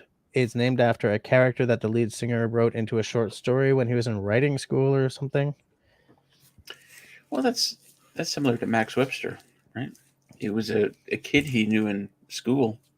Really? Huh? Interesting. And I forget what he said about the kid, but yeah. Interesting. Apparently, Bush Radical used a similar type of stove to Pam's in one of his cabin building videos. Drop says Europeans brought pigeons to the States. Who knew we had quail here? They also brought those little brown things, sparrows. Like European birds completely wiped out so many North American birds. We have so many European birds here. Don't get me started about birds. I'm a 50-odd-year-old white man. I know about birds. Get drunk, talk, and freaking squirrels. They're leaving my birds alone right now. Get drunk, talk politics, and reduce your Christmas gift list. Religion works too. Oh, David says that's mid-range hearing loss. I have it too. I feel gifted. I don't feel gifted, Dave. Do you? Do you, Dave? Because I mean, Russell and I kind of hate what's going on here. Pam says we celebrate East Coast New Year's Eve and get to go to bed an hour early. So you watched the ball drop in New York, and then done with that guy who never ages. Yeah, it was Dick. I think it was Dick. Yeah, Dick. The ball drops, and yeah, Dick. The hell's his last name? I forget his last name. Dick. Is Clark? he still alive? Clark? I don't think so. I don't think so. I don't think so. I think it's some Seabrook person. I was going to say. Oh, now it's no, but I meant for like 2 decades. It was Dick. Dick Clark. Yeah. Dick could do it all night long. And part of every day. Part of every day. Starlings. I had a yard full of starlings recently. David says that he thinks that Europeans also brought squirrels to North America. I don't know if they brought. Well, they might have. They brought horses. They brought horses. Grace Martin says Clark as well. Yes. David calls it selective hearing. I wish it was selective hearing. That would mean I could turn it off. You can select it off. I could just toggle it, right? Okay, now I can hear everything.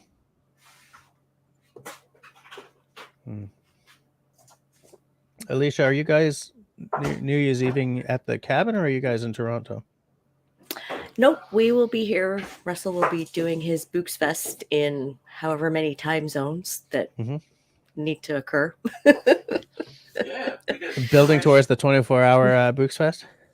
Yeah, which is, I don't know, just the way that the calendar happened. It's I have to head back to the city like the next day. Jess, have you not been to New Year's Eve Books Fest? No, I've never been to New Year's Eve Books Fest. Like,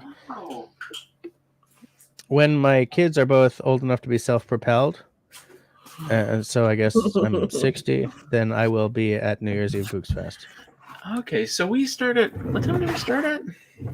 We start later Is it 10:30 to catch the 10:30? to catch the first New Year's Day. Yeah, because like Newfoundland is like Australia. 2.5 hours ahead. Yeah, or and something. then we work our way across Canada. Yeah, and then we do it across. Yeah, so we celebrate New Year's Eve like 5 times. Yeah. But we also have That sounds pretty We good, also- actually. have like 5 new special features. Oh, Yeah. right. That Somehow. someone needs to work on and has been talking about for let's see, since I got here. We're- And no, not we, you, We're still in You. the we got to do this phase. all him. But you got them planned out. You know what you're doing? Nope. I'm on Oh. vacation, so Yeah, no. Well, Okay. it's one of them has to be a music video. Right. But I haven't picked a song yet. And then 4 of them will be something else. I don't know what. Right. I'm just Oh, I just had an idea for one though. Are you going to spill the beans or are you going to no? Okay. I will get other YouTubers to do video messages of Happy New Year's. Okay. just thought of that. Yeah, popular YouTubers. You might- Jess. Get Oh. on that. Marcel says, I know I need glasses, need to make the appointment. She's asking me, Holy- how old are my kids? I have one of them is 12. She's the one who you guys have seen on videos for years. Remember, And the other remember one Greg and is Katie on the 50K one? the other one is 4. Stop interrupting. Greg Actually, and Katie. who the hell are Greg and Katie? This off-grid life. Oh, this When I was after doing life. my- When I was doing my 50K celebration video, I was like, I messaged Katie and said, "Hey, can you do a quick video?" He's like, "Oh, I don't know. We don't have a lot of time these days. When do you need it by?" And I'm like, "In 2 hours." Wow. And they put together a great little video. They did. Yeah, they came through. There ain't nothing like having a deadline breathing down your neck to get you to be productive, right? They didn't have to do it, but they somehow. Didn't have to do it. Marcel, my youngest, is currently 4, but she will be 5 on the 28th of December, which is a crappy time to have a birthday. Just putting that out there. So what do you do? Like, do you collapse everything? Absolutely you separate not. it out. Yeah, it's separate. absolutely, yeah. And you know why? I don't think that a kid should ever have to share their birthday. Okay? I don't. My wife did have to share her birthday for many years with a stepsister. And so she's like, no, she gets her birthday. And I'm like, we're on the same page. But you know what? This season is so much work. It's like, we just can't wait for the Christmas season to be over so we can go back to work and relax. Because like Christmas, then birthday, then whatever the hell's going to happen on New Year's this year kind of thing. And then the kids go back to school and we're just like, open a bottle of wine. Do you know what I'm saying? It's like, but you know, and she didn't choose to be born the 28th of December. So why should she have to pay for it by having her birthday and her presents rolled into Christmas? Well, you know what I've heard some people do when the kid has a birthday close to Christmas, then they'll say, okay, we'll do a July birthday instead. What we do for Christmas in July, cool day in July. What we do for Camille, because she's born on the 1st of August, when none of her kids are none of her friends are in town, we have a birthday party for her friends, like the last weekend of school. And then we have her actual birthday party for family, at her birthday weekend. 2 birthdays. Yeah. Our youngest son, he was due on February the 28th. And I think that it was a leap year that year. Okay. And it was just, how's that going to work? Mm-hmm. Well, thank goodness he was not. He wasn't. Okay. He was born a week earlier, so we missed that. We just totally missed that whole conundrum. Right. No, didn't like that at all. Drop is out. Drop's Family Garden Okay, just got to Good night, roll. Troll. Got to clean windows before bed because inspector's coming through early tomorrow, so we can dump this place for an obscene profit. Wife kicking me out of bed at 6:30. Okay, good night. Good night. See you later, and have a happy Christmas and good New Year. Good New Year's. Country Boy's birthday is a week after Christmas. It's a non-day. Guess that's why I'm such a bitter, jaded, miserable old fart.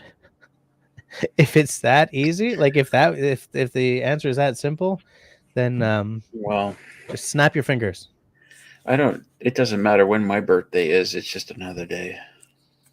Another day in As far as I'm paradise. concerned. I mean, I want to spend the day with City Girl, but otherwise, I don't need cake. I don't need presents. I don't. Yeah, I don't I need just wanna cake or cut- presents either. I don't need anyone to pay attention to me at all. I don't need anything. I was gonna say I want to cuddle with City Girl on the couch and watch TV, but that reminds Sounds me of that amazing. Cheers episode with Norm, when Norm goes into the bar after the initial Norm. He's like, "Woody, I don't want you to make anything special out of this day." Why is that, Mr. Harrelson? Or whatever his name is. He's like, "Wow, it might be somebody's birthday, it might be mine, but it doesn't matter. I don't want you to make." And he's like, "Oh, is it your birthday?" He's like, "Oh, keep it down, Woody. Happy birthday!" And the whole bar says, "Happy birthday!" I've only ever yeah, okay. I'm just gonna start that sentence again. I've only ever seen 2 episodes of that show. And like I've only ever seen 2 episodes of The Simpsons, and I've only ever seen 1 episode of Game of Thrones. Like all these seminal shows that I've seen almost none of. And I tried to watch Cheers recently to sort of, I don't know, catch up or something, but there's something about that era of TV that I don't love. Like I don't love any of the theme songs. I don't love any of so I have a really hard time sitting there and watching all these shows that are, by all reports, are great. I don't know. I keep trying, but You know, what's funny as I binge watched Breaking Bad from start to finish because it was all on Nintendo, no, Netflix. It was all on Netflix. Okay, I was like, what? Or Amazon Prime. One of the. I think it might be on Prime. Spent a week doing it, and great show. But and I always think that there's all these other great shows that one day we're just gonna dive right into and watch the whole thing. And there's so many of them. Sopranos, and I never saw any of that. Mad Men. Never saw any of that. And there's like critically acclaimed shows that we've never seen, and there's just like even Supernatural. 15 years of 23 episodes a year. I've only seen 6 episodes of Supernatural, and I enjoyed it, but I don't. Although honestly, it wasn't. I don't think it was critically acclaimed. No, it was just a fun show to watch. I saw the entire first season of Walking Dead, but I found that season closed up so perfectly that I didn't feel the need to watch anymore. And apparently, it had a couple of really rough seasons and then really picked up. But I'm a completionist. I would have to watch the entire bloody series. Like I can't just skip the 2 lousy seasons. So I'm like, you know what? I'm not taking that time. We quit at the beginning of, I think it was season 5, because it was just so gratuitous, and the violence and it was just the same situations over and over and over again. And it wasn't, and the zombie apocalypse very, very, very quickly became just the background for the anarchy that was going on. People in the actual and season 5 was just, that was the introduction of the guy with the whatever. Yeah. It was like, watch the first episode. Nah. Okay. Jim's grandson was, I'm sorry for yawning in the mic. Jim's grandson was born on New Year's. He'll be 7 this year. Could you imagine that being your birthday, though? It's like, happy whatever birthday. Jim, that's a great age. 7 years old. Yeah, it's a good age. You can take him camping and fishing and stuff. And Marcel has never watched Game of Thrones. So there's 2 of us, Marcel. You have to watch to season 3, episode 9, and then you don't have to watch after that. Here's the thing. Like, I've seen 1 episode. I've already told this story, haven't I, Russell? The 1 episode. Tell it again. City Girl hasn't heard it. All right. City Girl, this is for you. So I'll preface Oh, this no. by saying that my wife is of Haitian extraction, so we have a lot of family in New York, right? Every Haitian in Montreal has family in New York. Every Haitian in New York has family in Montreal. So we're down there because one of her cousins is getting married. We go to the wedding. It's a gorgeous affair. Everyone there was more beautiful than me because, you know, we You could get be in back a to the room by hotel. yourself, and everyone there is more beautiful than you. You could be in a room with a Muppet. You could be in a room with a dirty sock. I'm trying to tell a You could be in a story. room with a used condom, I man. think he's. I was being complimentary to the people at the wedding. Oh my god. By the way, the used Okay. condom is possibly a little beyond the pale. So we get back to this hotel in New Jersey. We crossed into New Jersey because the hotels were cheaper. And you're a disgusting pig, Russell. And I gotta be. I sit down on the bed and we're getting changed. I'm taking my stupid tie off because every tie is a stupid tie in my opinion. And I shirk my jacket off. I'm like, so what's on TV in New Jersey? And I turn it on and it's Game of Thrones. I recognize that theme song. And it's the Red Wedding episode. Wow. That's So if ever there's an episode you don't want to be your first episode, that's the one, right? So like, okay, now I have seen Game of Thrones. Oh, battery in my light just died. So I mean, that's my Game of Thrones experience. I kind of feel like I don't need to see the rest of it now, you know. well. That's yeah, it's and done. and for fun, even for the people watching, even if you don't want to watch the whole series, just hit YouTube and go for reactions to Red Wedding Yeah, because it's awesome. it You know feels what's like interesting. what?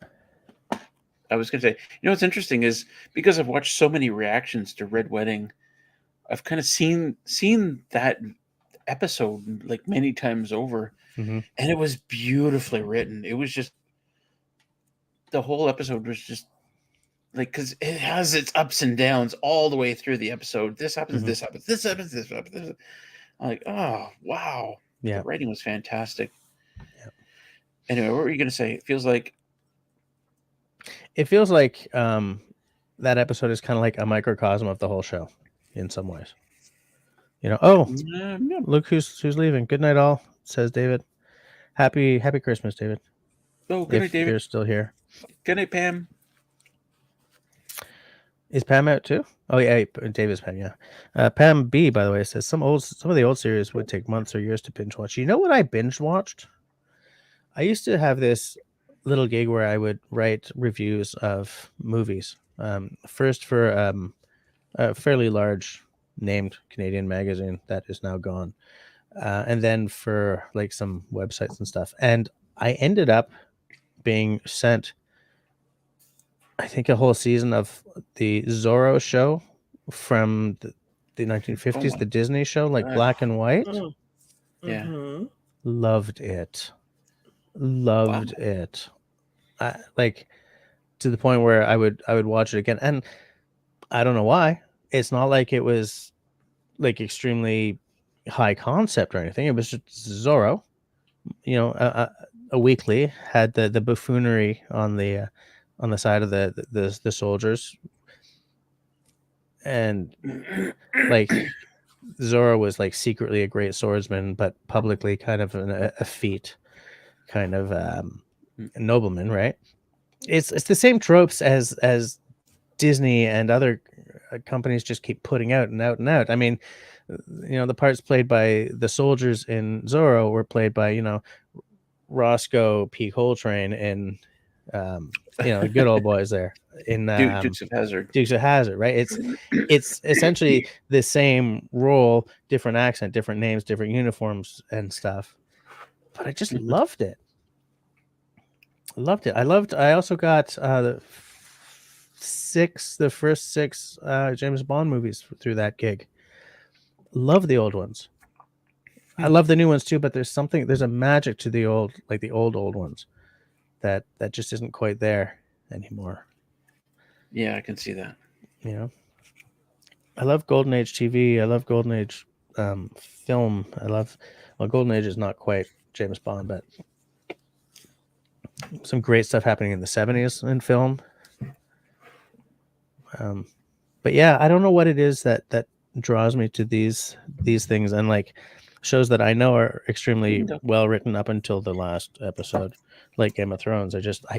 I see so many episodes out in front of me that it's just too daunting to start.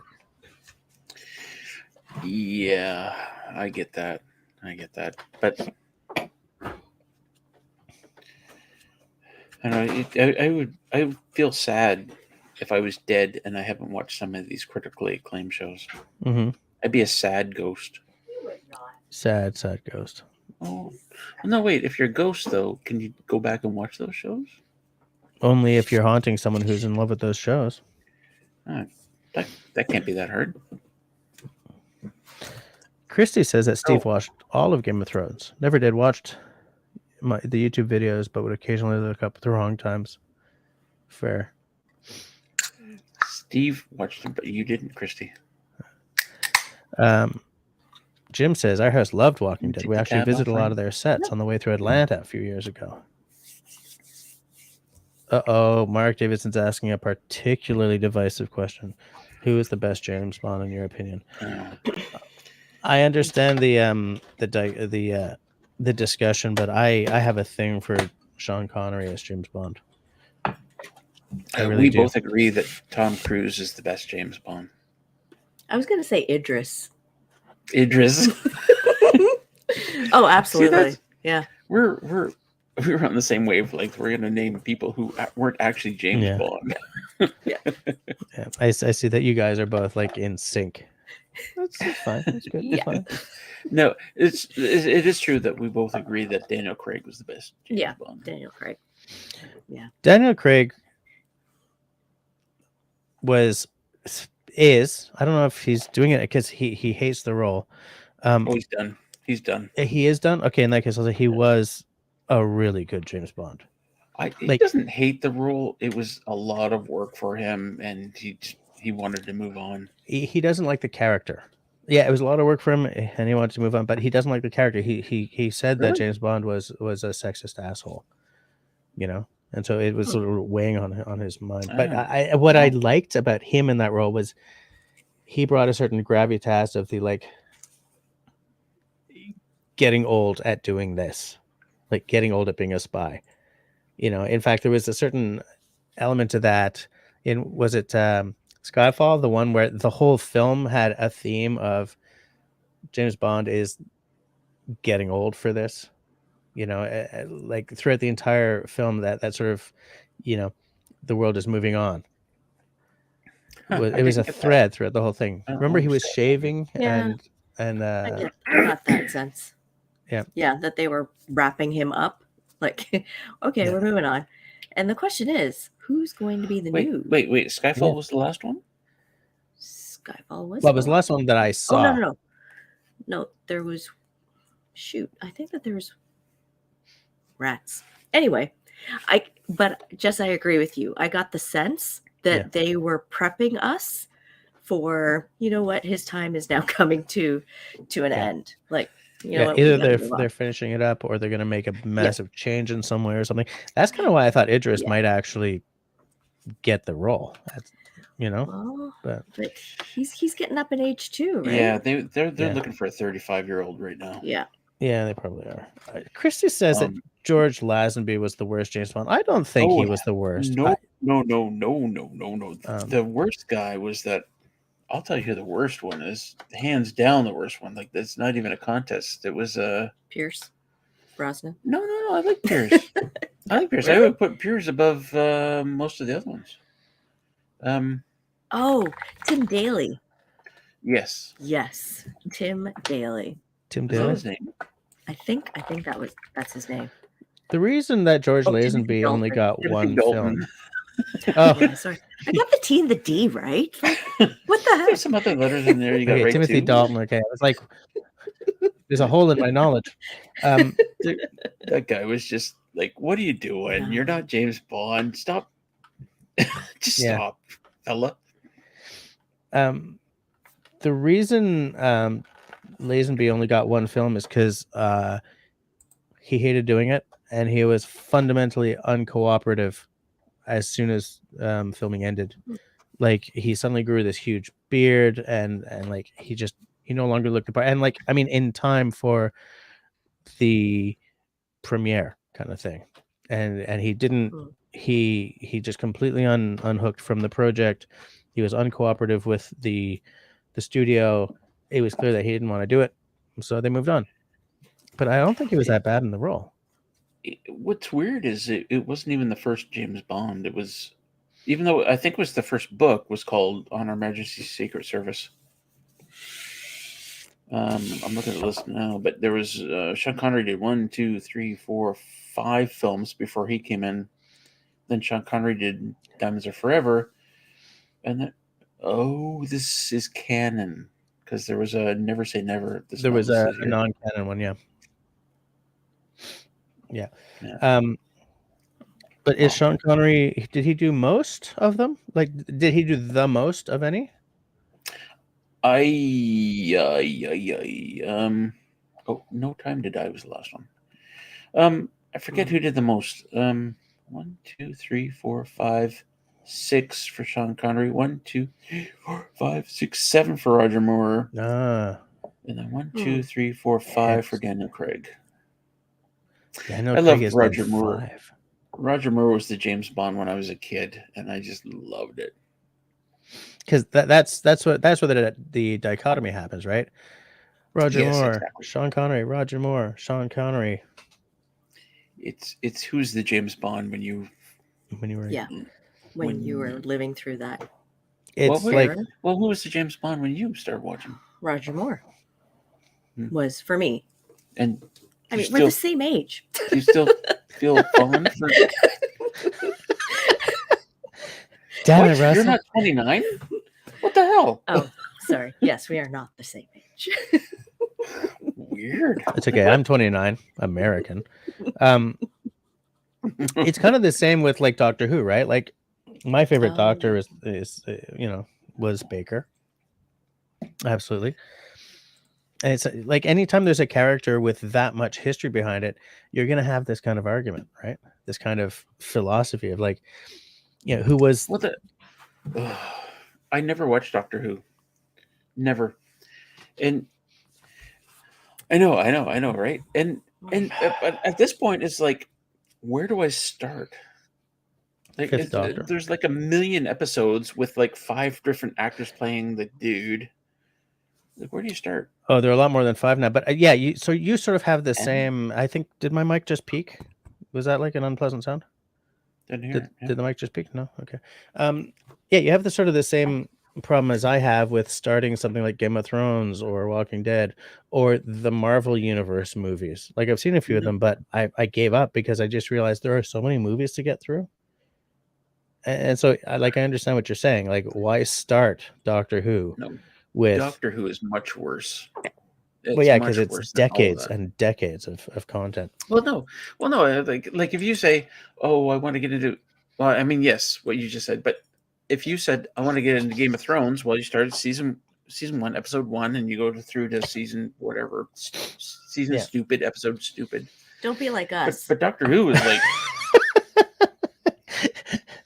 Don't be like us. Where we're notorious. We've done this. Well, actually, we've only done this 2 times now. Where we're gonna start watching this series. And we click on play, and it's season 3, episode 1, and we're looking at it going, this is a different problem though. This is Amazon Prime. What? I was like, we said I looked at the description for The Last Ship. That's what the show is called, The Last Ship. I'm like, okay, let's play that. It starts out. We didn't know it at the time. We start watching this thing, and I'm like, boy, there's a lot going on. It doesn't make any sense. And then we find out it's season 3, episode 1. Right. I love it. No. But no, you don't love it. It's terrible. Come on. I love that stuff. I love that kind of story. We watched for 30 minutes and we're like, what the fuck is we got to start this again. And then we figured it out. But we did the same thing with another series. Tom Clancy, Ryan. Jack Ryan. Jack Ryan. Yeah. Same thing. Yeah. Let's watch that. We click on it. We're watching. They're in the hospital. They're doing stuff. And I'm like, No, nothing makes sense. And then we find out it's the last episode of the season. Oh, We're watching the whoops. season finale. Yeah.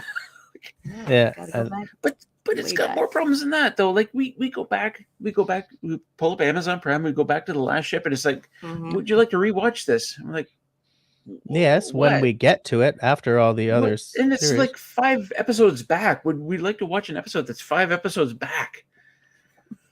Yeah. Well, maybe, but Generally not. when I bought my phone, I got 3 months of free Apple TV. Mhm. Oh, which means I probably started paying for that this week. Apple TV makes some very good shows, none of which I've had the opportunity to watch yet, except I decided I wanted to start watching Foundation because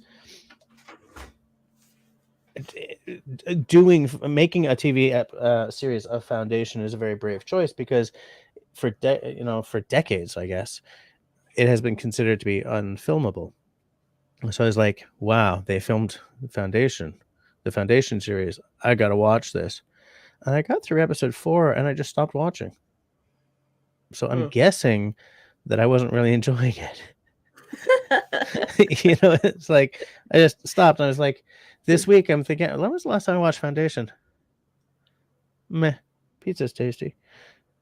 So I guess it's not like, I mean, there are some shows that I want to watch, but I was excited to watch it because I really wanted to see how did they pull this off. Because like the books are there's no action. It's all politics. Right? And I mean, Dune is all politics, but there's at least some action to punctuate the politics, right? And let's face it, that most of the film adaptations don't dive too hard into the politics, but Foundation. Who wrote Foundation? Was that Isaac Asimov? Dude, I'm a beer and 3 scotches, and why are we having this granularity? Let's talk about Wheel of Time. My massage therapist and I, we have great conversations about Wheel of Time in that he goes back and forth because we'll talk about what each other is watching, right? And he knows what Russell and I watch, and he says, I can't watch it. But he says, I have to watch it because it's nothing like the books. And he says, I can't watch it, but he watches it. Interesting. And I've never read the books. I've only watched the series, so I don't know how accurate it is, but I get him. I don't. Jess, you haven't watched that yet, have you? I haven't. We're not going to talk about it, but like anything about it. I'm the only one here who hasn't. I'm the only one that has. No, the 4-year-old hasn't. But by the way, yes, it's Asimov. It's Asimov, by the way. Foundation. Yeah. Oh, okay. So Asimov said himself, his books were just a bunch of conversations. That's why. That's got to be why it was unfilmable. Yeah. But I mean, hold on, I'm looking up Wheel of Time. These days, like it was years ago. When did the movie 300 come out? It was years ago. Wheel of Time, Amazon Prime. And 300 was filmed entirely in front of a green screen, so they can film anything these days. Yeah, absolutely. Rosamund Pike is in Wheel of Time. She's a cool actor. Oh, and she's a producer. Huh. Wheel of Time is a great. I can't wait to see where it goes because they've changed so much from the original story, and it's so complicated. Like somehow, they've branched off, but they keep coming together on certain points, and they're going to branch off. It's interesting to see how they will marry it with the original stories. But is this based on like the Robert Jordan books, or is this something completely different? No, it's based on the Robert Jordan books. Oh, interesting. I think it's definitely worth seeing. Amazon Prime, you said? Yeah. Prime. Okay. Like it's like they've diverted so, and they're for no reason too. Like they made one of the main characters. This isn't spoilers. This happens in the first episode, but one of the main characters in the book or in the movie, he's married. His wife is with child. She's pregnant, and he accidentally kills her when they're battling monsters. That didn't happen in the book. He wasn't married. He doesn't accidentally kill anybody. Like, holy crap, right from the very first episode, they said, I guess we'll give him a dark past where he'll constantly be brooding over Also, the actor is like as tall as the main guy, Rand, and Rand is supposed to be head taller than everybody else. But Yeah, I don't get sometimes. Like sometimes you have to make a choice, right? Like, you guys, I'm sure, have watched the Lord of the Rings series. no, what's that about? It's a funny little series. A guy takes a long walk to throw a ring in a volcano. Sorry, it's But- Jess's Bible. I wouldn't go that far. This really happened Yeah. back in Okay, so little bit of a Lord of the Rings. back in Middle Earthistan. little bit of a digression, purely caused by Russell. So I've tried to read the Silmarillion several times and just give up every single time. So Wait. City Girl doesn't know what that is. well, Silmarillion. what I think the Silmarillion is the punchline of this entire story that I'm telling. It's So the I started- Bible. It's the Bible of the Lord of the Rings stories, right? Well, to hell with you. That's exactly what I was going to say. I think it's the Bible of Middle Earth. Yeah, but you didn't say that.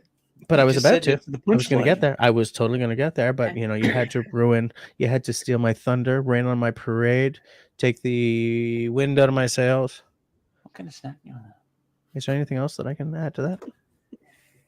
Sorry, we're So, just anyways, discussing whatever. what Since snack we're having since after. Russell destroyed my story, like crushed it under his heel, shattered it like a glass under his big you were going clunky. down the Silmarillion. Silmarillion. pipe. So You're getting down on the Silmarillion pipe. Marillion, Pike, Pup. What? So, Lord of the Rings. Got it. Some people really hate the fact that Tom Bombadil's not in it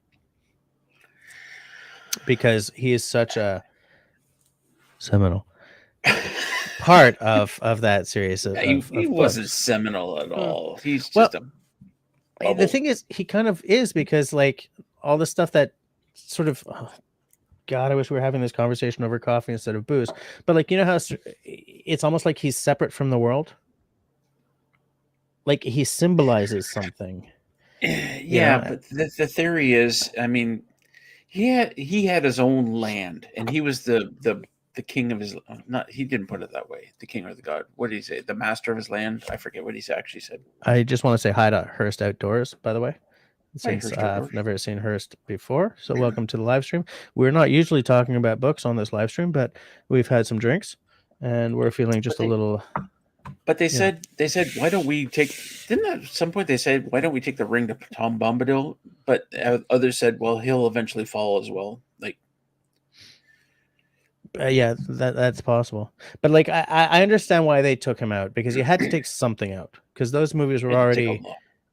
Yeah, you had to take a bunch out because they were already getting really, really long. And in fact, I live in a household where you do not play the Lord of the Rings unless you play the extended edition.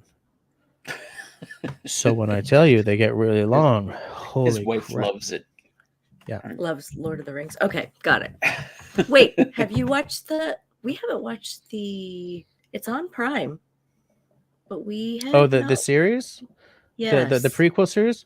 I've seen No, we haven't watched that. one series. That's so We British. watched I've seen one season. Have they put another season out yet? It's on Prime. No idea, because Yeah, it is on Prime. I don't. So But yeah, it's on Prime. So it's like TV episodes. Yeah, Or I is that enjoyed what it. we're talking about? I enjoyed what I've seen of it anyway. Oh, okay. Wow. And- Here we have a new show to watch. And they took most of their material from the Silmarillion because they couldn't get the rights to the actual Lord of the Rings series. So most of that stuff is. Oh, no. They didn't take it from the Silmarillion. They took it from the appendices. There's so much lore to get through. You could be making Lord of the Rings-esque movies forever and not have plumbed the utter depths of what kinda Tolkien left us. It's kind of like Star Wars. Yeah, absolutely, totally. It's absolutely like Star Wars. So we got to check this out. Yeah.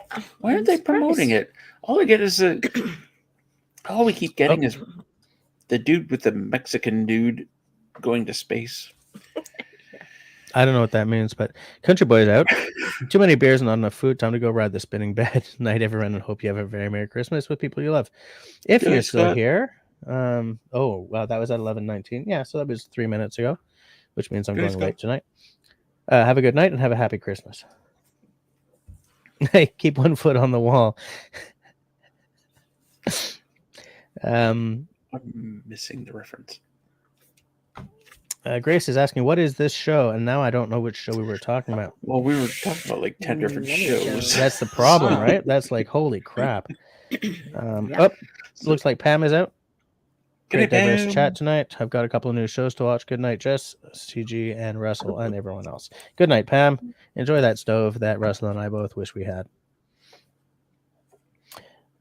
Yeah, thank you, Grace. I couldn't get through it either. The thing with Tolkien, one thing with Tolkien is I get so like thrown by, so and so whose name was something Dur, but was also called this and that, and went by many names, and then listing half a dozen names. I'm like, just give me one name. Just one name. Just one name. Mm-hmm. Use it.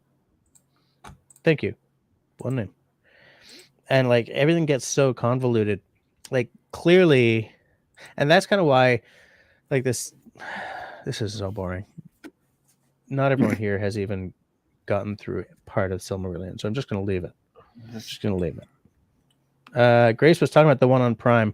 That was probably okay. So there's a Lord of the Rings TV series. It's a prequel. It happens about 1,000 years before the movies. And it is called something. Excuse me. Lord of the Rings. The Rings of Power? Yeah. Yes, thank I you. think that's it. I'm looking at it right now.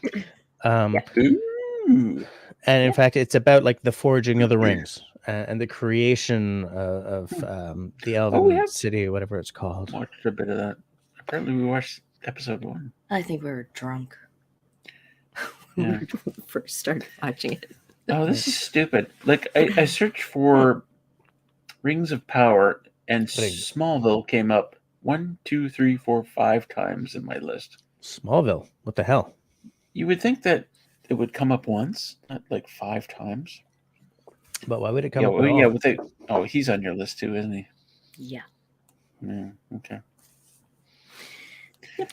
Amazon Prime bugs the hell out of me. I load up Amazon Prime. Like, if you click on, I'm going to watch this now, click, and it comes up with an ad for another thing that's on Amazon Prime. I've been watching Apple TV, not on an Apple TV, but like on my, whatever my TV is, LG. And I guess maybe it works best when you play it on an Apple TV, but man, it's the buggiest app on my entire TV. And there's a lot of buggy apps on TVs out there. Oh yeah. It's like, maybe that's part of the reason. Like I was telling City Girl before while you were out singing Mad About a Hearse about how I was starting the foundation. I mean, you came in to part of that conversation, but I was saying that like I had started watching it, and after episode 4, I just sort of gave up. And part of it is that, you know how when you're watching Netflix or Disney Plus or enter a streaming service here, at the end, it's like start watching the next episode in 5 seconds kind of thing. In the Apple TV on my TV, it cuts the end of the episode for that. So I spend time like scrolling back and trying to get back to where I was. I'm like, what is going on here? And so maybe that's why I sort of gave up on the show. Destiny says, bonsoir, Jess. Joyeux Noël. Stay safe and happy and seminal. Good night, Destiny. And seminal. Yeah, the Amazon Prime is so buggy. I think Netflix works the best of all the streaming services we've used. Yeah. It always lines up the next episode. It always remembers where we left off. It never makes a mistake. Yeah, the two best ones. Crack down on households. Yeah. We could like 4 different households watching Netflix in various provinces. And, I was looking at it the other day. It's like this iPhone, this Android device, this PC, this TV, this. In where? In which province? Like, oh gosh. Okay. Yeah. Actually, 12 is conservative. It was more like 20 different devices. Oh gosh. Yeah. Well, they're trying not to lose the whole bag, right? So they're trying to find ways to.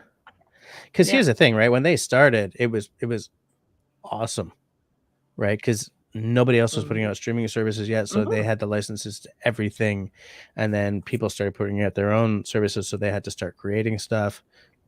And so much of what they create is good, but not all of it. Yeah. But it's like they're not a big fish in a small pond anymore. Like now they're just another Mhm. streaming service.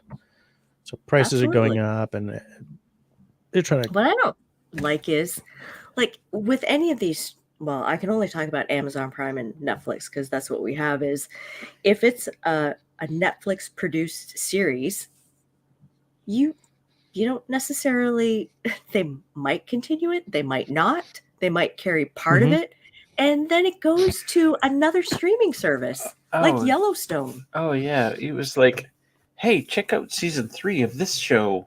on Mhm. Paramount Where's Plus. season 1 or 2? No, like- they don't have it. What? The Expanse is on Amazon Prime because remember it got canceled on whatever was its original, but Bezos or whatever his name is liked the show, so he like, we're buying that, and they've continued it. You know, and there's another show that I would love to continue watching. I haven't gotten around to. I'm partway through season 1, I think. It looks like a great show. Grace, by the way, has only ever used Prime to watch NFL games, and it's like it stutters, sometimes jumps back a few seconds. Okay, that's good to know. Really? You can get NFL games on Prime?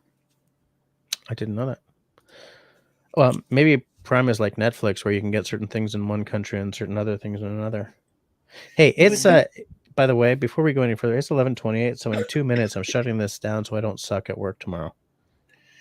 Okay, so here's how bad Amazon Prime is. I searched for Expanse. The Expanse. In the 1, 2, 3, 4, 5, 6 top responses, The Expanse resumes season 1, episode 8. The next one is resumes season 2, episode 13. The next one is resumes season 3, episode 13. The next one is play season 5, episode 1. Next is resume season 4, episode 2. The next is play season 6, episode 1. Amazon, you're just fucked. Like, what's get going your on there? shit together. Yeah, That's just stupid. that's weird. A Drop is taking a break from Amazon Prime because of the lagging. I didn't even know that. Oh, okay. So Grace says Prime has exclusive Thursday night football games, just one game a week. I did not know that. The thing is, if I'm going to watch sports, it's going to be either the beautiful game or it's going to be rugby. The beautiful game being basketball. No, although, God, don't let my daughter hear me say that because she, plays basketball. No, I mean football, real football, soccer. No. Yeah, like, good for her. Basketball. You got to get into that, Jess. Yeah, I'm totally into it. I love basketball. What I want to do is I want to take her to a game, like a WNBA game maybe, or something. Oh yeah. Oh yeah. It's an experience. Yeah. Like, I think that the first time ever that the WNBA came, was it this year, sold out. Yeah, I can imagine. Like, it sold out pretty quickly. You're talking about Toronto? Not the NBA, the WNBA. Yeah, they came to Toronto. Yeah. Yeah, so I want to take her to Matt tried to get tickets. Couldn't get tickets. Going to a game is an experience, and the weirdest thing is you keep missing the play. Do you? You're looking around like, oh, that was good, and then something happens. You're like, okay, where's the replay? Where's the like? Damn it! I'm watching it with my real eyes. Right. Yep. You don't know where to look. You don't know where to look. The camera's always pointing where you're supposed to look. Yeah. Yeah. Grace says she went to a live NFL game last Saturday. First time ever, not my cup of tea. I've never been to an NFL game, and I've never been to a CFL game. You didn't like it, Grace. How were your seats? Because I could make a difference. I've seen a few baseball games back when we had a team here, and I'll tell you something. I'd rather watch paint dry. Drop says, Yeah. Been in a few baseball. Jazz games and Dodgers. The thing is Mm. that baseball is obviously a very old game, right? It's a 19th century game played in the 21st century. Baseball is boring.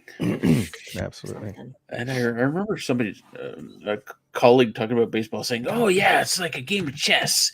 You got to watch the guy, coaching the batter, and then you got to watch this guy coaching the pitcher, and then you Whatever. got to watch this guy." I'm like, no. You don't watch that when you're watching it. You don't. Golf. Why are you shooting the ball away from you? Okay, I like golf. I don't like golf. I No, I hate just golf. for that. Can't stand Why? golf. I like playing golf. You know what I've noticed about baseball from sitting in the stands and listening to the people around me is that it's a game for people who love discussing stats. Like more so than really? hockey, more so than CFL, more so than real football. It's a game because all the people around me were talking about were stats. This guy was a whatever the acronym is. This guy was blah blah blah numbers. I mean, it probably helps if you're a math whiz, but people are just discussing this stuff. It's a very cerebral game in that way. Cerebral. Steve, by the Moneyball. way, says that it's best on the radio. We enjoyed the movie Moneyball, Yeah. which was a lot about stats. Yeah. It Was was. it? It was all about Drop just numbers loves and- buying the beer. Yeah. Crumbs. Okay, he just loves buying the beer. Apparently, What? Christy says golf is a game of death if you play with Steve. I think you're talking mini golf. I mean, he's not playing with a full deck. He's only got 9 toes. Are you talking about like full body contact? Golf, yeah. Wrapping your what's it called? A stick, a club around somebody's neck.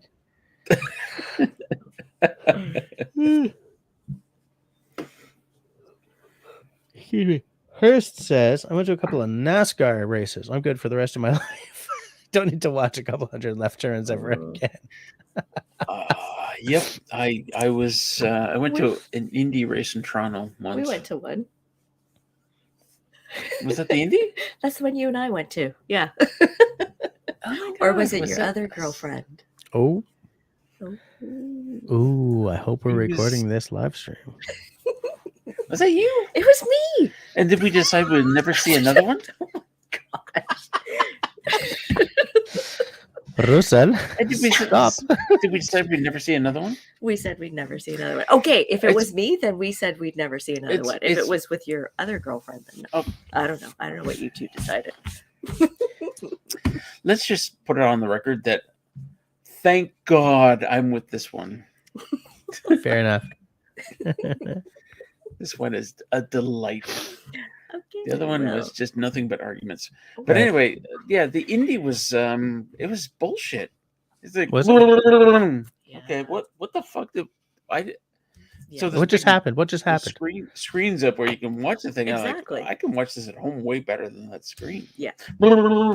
Yeah. Why are we sitting here? This is stupid. Well, I think it's because, excuse me, live you're sort of you're part of the action. It's the experience rather than watching the actual race. Now, see, we've been to basketball games and loved it. Yeah. Loved it. Love the experience. Loved the Yeah. part of being the live experience. Loved the game. Mm. The indie is stupid. It is Okay. really I stupid. don't know. You don't see bullshit. You don't. Yeah, I'll see Bullshit. nothing. You Well, don't that's see the anything. thing with like a race show, race sport, race thing. Horse racing? Horse Um, racing? The Like thing- anything no, where no, like there's Anything where there's a racing. long track, but because of the fact that we're this small and have eyes, you can only see part of the track. Yeah, you can only see boom. Okay. Well, And then they're gonna come around horse- again, right? Boom. horse racing Okay, is then not what? the same. You can see the whole track when you're horse racing. But Yeah, but like at something like NASCAR or whatever, you probably can't. Yeah, Yeah. you're seeing like a well, snippet. NASCAR isn't the NASCAR just the big oval? There they go. "Whoa," you can actually see them all, but That was not what we saw. I We have went to like a literally Formula not. One. but like the big ticket item is the Indy, and you Yeah. And you see like this much of the track, and Yeah. and then And they're that's gone. it. It's like okay, yeah you Yeah. can't Yeah. and then you got to watch the the screen to see yeah, Mm-hmm. like this is stupid. Yeah. Yeah. Hey, Susie Q's here. There's more commercials on these apps on their program. Seems that way it takes so much more time to watch them. Well, maybe. Chris says, but then monster truck shows bring out the redneck in me. Fair enough. That's the ones where they're like bouncing and stuff, right? With their huge tires. Mm. And guys, it's like 37. I gotta go to bed. Drop say goodnight a while back. Yeah. But then came back because they were taking a break from the cleaning. I see. So look, I'm gonna shut this down for the next week. It's Christmas, Jess. Not until next week for me. Well, not until I'm still working tomorrow. My last when's day's your next Thursday. live stream? Next, I don't know what's the date next Tuesday. 26th. It's Boxing Day. So the 2nd, which is the week after. I can try to do the 26th. I mean, chances are everyone else in this house will be asleep by like 9 because of what happens every year on the 24th and 25th. But I will try to come on next week and then the 2nd, and see how that goes. But we might be making birthday cakes or something late on the 26th, so I don't know. Yeah, try to come on those days. Yeah, I will try to come on those days just to make Russell happy. City Girl, I see what you have to deal with. Thank you, Jess. Thank you.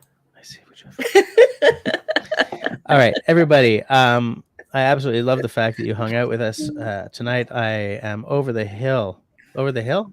No, that means old. I'm over the. Geez, I wish the English was better in this household.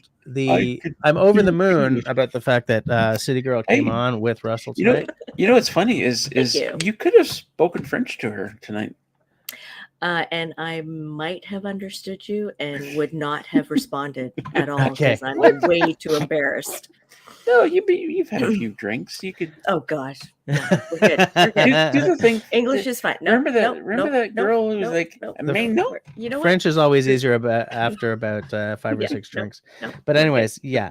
To everyone, we'll give City Girl a break, Right. and I'll just say, as I always do, between now and whenever's the next time I see you, everybody, please be sane. I blew it. Be safe. Be sane. Be safe. Be healthy. Be senile. And be kind to one another. Russell, be kind. And pea soup.